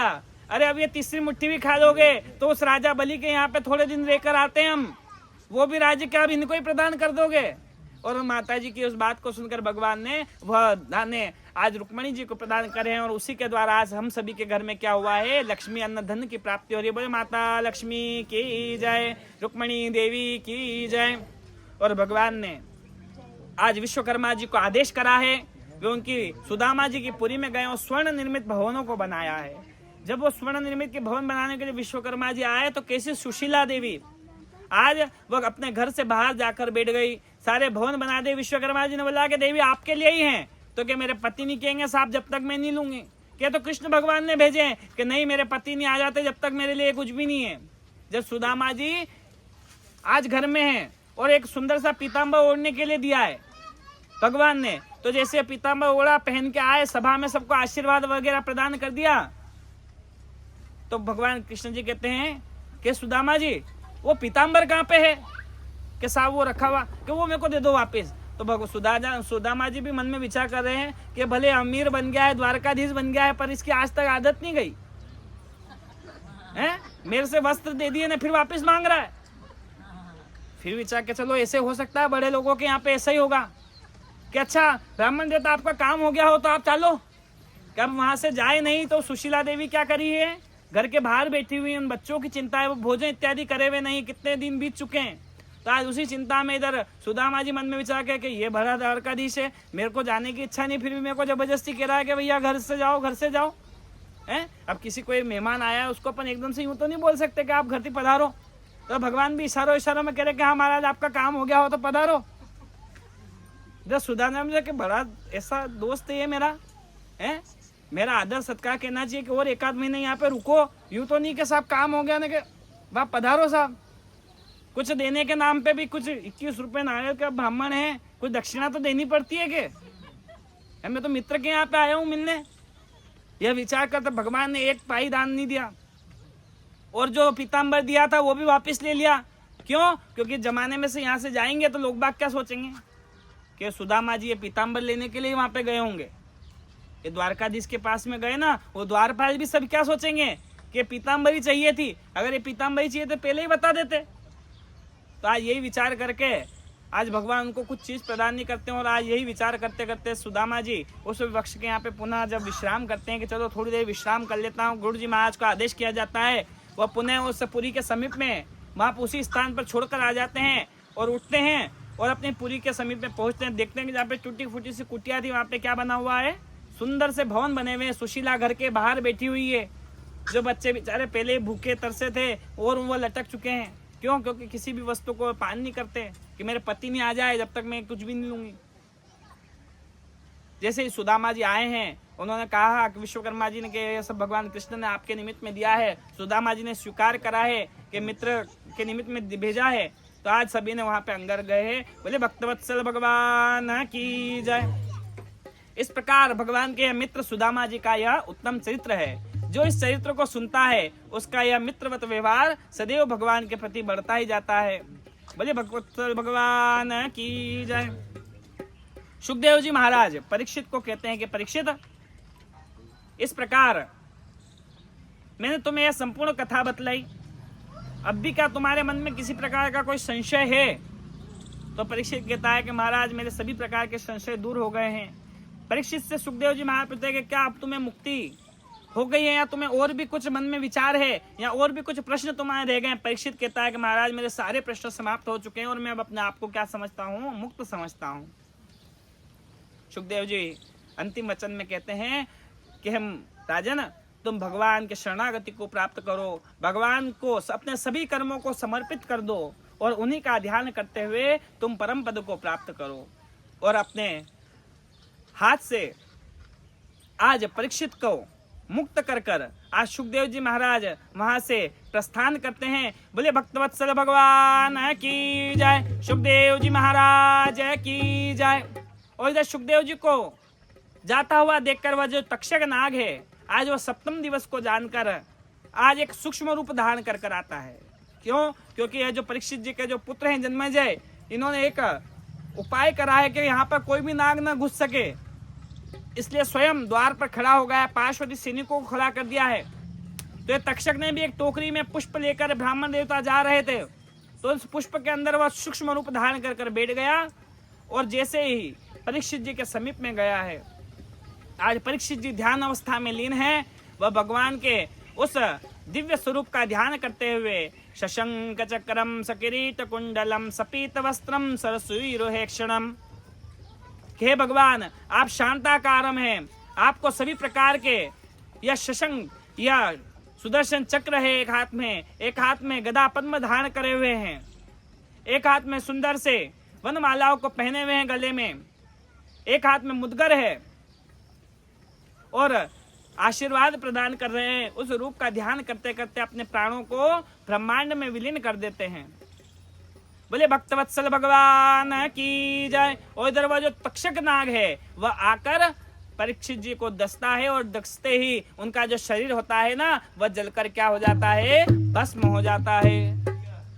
और जब शरीर तो जलकर भस्म हो गया और आत्मा जो थी वह क्या हुई, पहले ही मोक्ष फल को प्राप्त हो चुकी थी, भगवत धाम को पहुंच चुकी थी। आज उस तक्षक को डसा हुआ देखकर ये जो इनका पुत्र जो जन्मेजय है परीक्षित का, ये क्रोधित हो जाता है। एक ब्राह्मण देवता, उत्तंग ब्राह्मण देवता की बातों में आकर नागदह यज्ञ रखता है। तब सभी ऋषि मुनिगण आकर उसे समझाते हैं, तब वह यज्ञ को बंद करता है और उसी के प्रभाव के द्वारा आज मार्कंडेय ऋषि के उस उत्तम कथाओं के बारे में बताते हैं कि एक मार्कंडेय नाम का एक बालक था, उसकी जो जीवात्मा थी वह केवल 5 वर्ष की थी। यमराज जी उसे लेने के लिए आते हैं, वह महामृत्युंजय मंत्र का क्या करता है, जाप करता है, उसके द्वारा उसका रक्षण होता है और वह 5 वर्ष की आयु से क्या कर लेता है, 5 कल्प की आयु को प्राप्त कर लेता है। और 5 कल्प की जब आयु होती है तो एक समय प्रलय होता है। प्रलय में एक वट वृक्ष के ऊपर एक वट का जो पत्ता होता है उसके ऊपर बाल मुकुंद जी का दर्शन करता है, बाल मुकुंद जी की स्तुति की जाती है और उस बाल मुकुंद जी की जो स्तुति करते हैं उसके अंदर वो देखता है कि बाल मुकुंद जी के शरीर में मार्कंडेय ऋषि प्रवेश कर गए हैं और देखते ही देखते सारा ब्रह्मांड उनमें विलीन हो गया है, चारों ओर जल राशि प्रविष्ट है, किसी भी प्रकार की कोई वस्तु दिखाई नहीं दे रही है और देखते ही देखते वह बाल मुकुंद जी के शरीर में ही वह अपने आप को समाहित होते हुए देखते हैं। और सुंदर सी कथाओं के साथ में आज की यह जो कथा है यह विश्राम को प्राप्त होती है। बोले भक्तवत्सल भगवान की जय, बोले गोपाल कृष्ण भगवान की जय। अच्युतम केशवम राम नारायणम कृष्ण दामोदरम वासुदेवम भजे श्रीधरम माधवम गोपिका वल्लभम श्री जानकी नायकम श्री रामचंद्रम भजे। अच्युतम केशव राम नारायणम कृष्ण दामोदरम वासुदेवम भजे श्रीधरम माधव गोपिका वल्लभम श्री जानकी नायकम श्री रामचंद्रम भजे। अच्युतम केशवम राम नारायणम कृष्ण दामोदरम वासुदेवम भजे श्रीधरम माधवम गोपिका वल्लभम श्री जानकी नायकम श्री रामचंद्रम भजे। बोलो गोपाल कृष्ण भगवान के जय, द्वारिकाधीश के जय, पशुपते नाथ की जय, सांवरिया सेठ के जय, सद्गुरु देव की जय। नमः पार्वती पते हर हर महादेव हर। अब यह जो सुंदर सा वृतांत श्रीमद् भागवत का पुराण आप लोगों ने जो श्रवण किया, इसके फलस्वरूप भगवान आप सभी को भक्ति प्रदान करे, मुक्ति प्रदान करे, शक्ति प्रदान करे। और जब भी आप लोगों की इस कॉलोनी में सुंदर सा पुनः आयोजन हो, तो इसी प्रकार जैसे आज आप लोग सभी बैठे हुए हैं, इतनी संख्या में बैठे हैं, ऐसे सभी लोग समय निकाल कर आए और उस आयोजन को सफलता को प्रदान करें। आप सभी की कृपा से यह भगवान की जो सुंदरमय कथा आज हम सभी ने व इस पुरी वासियों ने, यहाँ पे जो गणमान्य नागरिक इस मोहल्ले में रहते हैं, उन सभी ने श्रवण करी। सभी का भगवान की ओर से साधुवाद है, धन्यवाद है। एक अंतिम एक गुरुदेव थे, वो एक पुरी में आए थे, चतुर्मास का समय था, और वो अपने बालकों को जो उनकी सेवा करने के लिए आया करते थे, दो शिष्य, उन्हें 4-4 चने प्रदान करते हैं। दोनों ही बालक उन्हें अपने अपने पास में संभाल कर रखने लग जाते हैं। गुरुदेव कहते हैं कि जब मैं पुनः आऊंगा तुमसे ले लूंगा। अभी एक बालक क्या करता है संभालने के लिए, आपको भी अगर ऐसे कोई आशीर्वाद में कोई कुछ देकर जाता है तो आप लोग क्या करते हो? संभाल के रख लेते हो। कैसे संभाल के रखते हो? किसी अलमारी में जाके रख देगा, कोई भगवान के यहाँ पे ले जाकर रख देगा। ऐसे एक ने क्या करा, ताबीज में बनाकर अपने गले में टांग लिया कि गुरुदेव का आशीर्वाद सदैव क्या रहेगा, मेरे गले में टंगा रहेगा। और दूसरे ने क्या करा, तुलसी जी की क्यारे में ले जाकर डाल दिया। अब समय व्यतीत होने लगा, वर्ष बीते, कुछ 25-50 वर्ष बीत गए होंगे। जो ब्राह्मण देवता उनके यहाँ पे चतुर्मास करने के लिए आए थे, वह स्वयं भी वृद्धावस्था को प्राप्त हो चुके, और ये दोनों जो बालक थे, ये भी युवा अवस्था को, प्रौढ़ावस्था को प्राप्त हो गए। गुरुदेव जब आए तो उनको देखकर उन बालकों ने तो पहचान लिया, पर वह उन्हें पहचान नहीं पाए। और जिसने ताबीज बना रखा था ना, अपने गले में पहन रखा हुआ, दौड़ता हुआ उनके पास में आके, गुरुदेव आप आ गए, मैंने गले से लगाकर उस ताबीज को रख रखा है। आप कह के गए थे ना कि जब आप आओगे तो पुनः वो दाने लोगे, तो आज वो दाने मैं आपको प्रदान करने के लिए आया हूँ। गुरुदेव भी प्रसन्न हो, उस वृतांत को याद करके कहने लगे, अरे बेटा बहुत अच्छी बात है, लाओ बताओ क्या करा तुमने।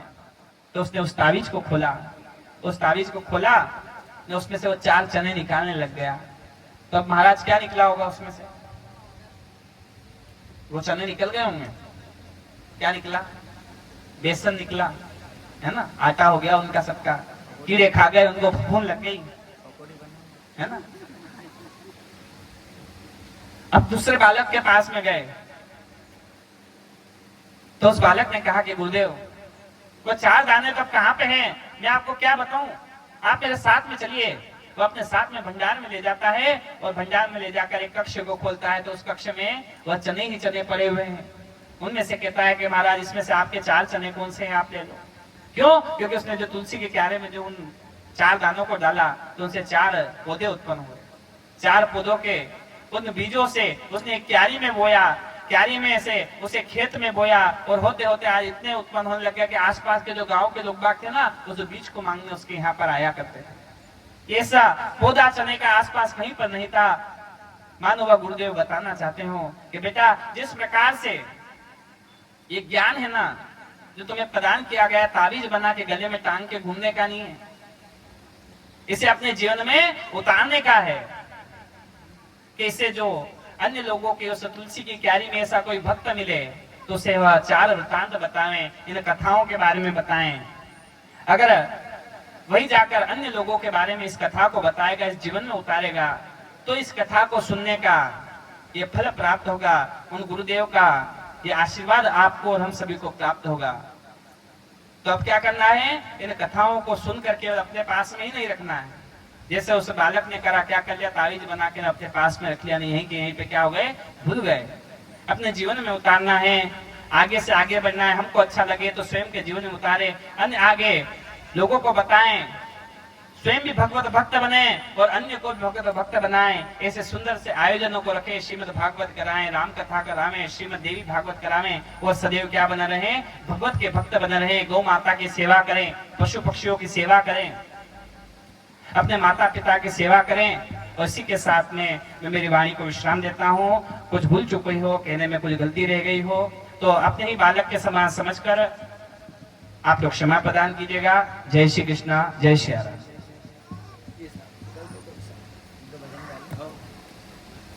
एक दो भजन कर लेते हैं। पूर्णाहुति आप वाले आ ध्यान से जाइएगा, जो भी आ रहे हैं मेहमान।